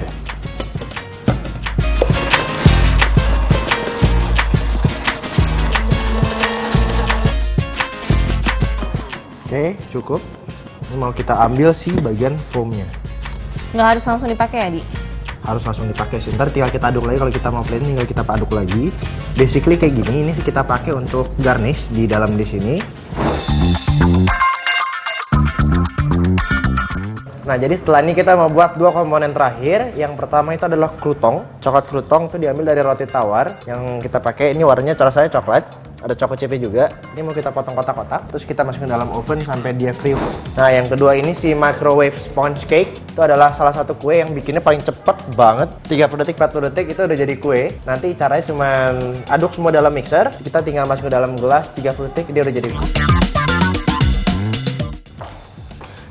Di KN, pesanannya udah datang. Siapa? Apaan? Enak aja. Enak aja gue dipanggil paket sama parah banget. Kan paket cinta. Paket cinta. Lucu banget sih kayak si Suka, boleh gue pinjam nggak? Bawa aja sekali ke dapur gue tuh cuma ada ikan doang. Ada ikan ya? Mau gue kasih makan ikan. Lo bikinin patungnya juga deh kecilnya. Oh boleh. Gitu ya? Ciko, Ciko. Oh mau minum apa nih pada? Apa aja boleh. 2. Hot coklat ya? Hot coklat plus. Kok plus? Plus cinta. Aduh, sekarang aneh-aneh aja. Ya udah 3 ya? 3.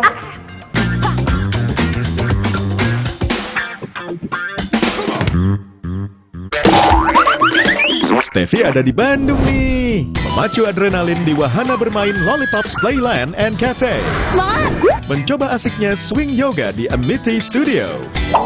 Mencicipi roti bakar gempol yang lezatnya sudah melegenda.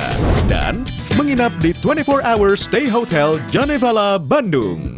Jalan-jalan. Manung kumaha barudak? Well, Minggu 1 Oktober pukul 10:30 siang di Kompas TV. Dulu saat flu atasi dengan Inza. Sekarang zaman serba cepat. Saat flu minum Inza baru. Dengan formula yang telah diperbaharui, efektif atasi gejala flu. Inza baru, solusi jitu atasi flu. Produksi Konimax. Terus, enaknya terus. Manis asam, chewy, manis asam.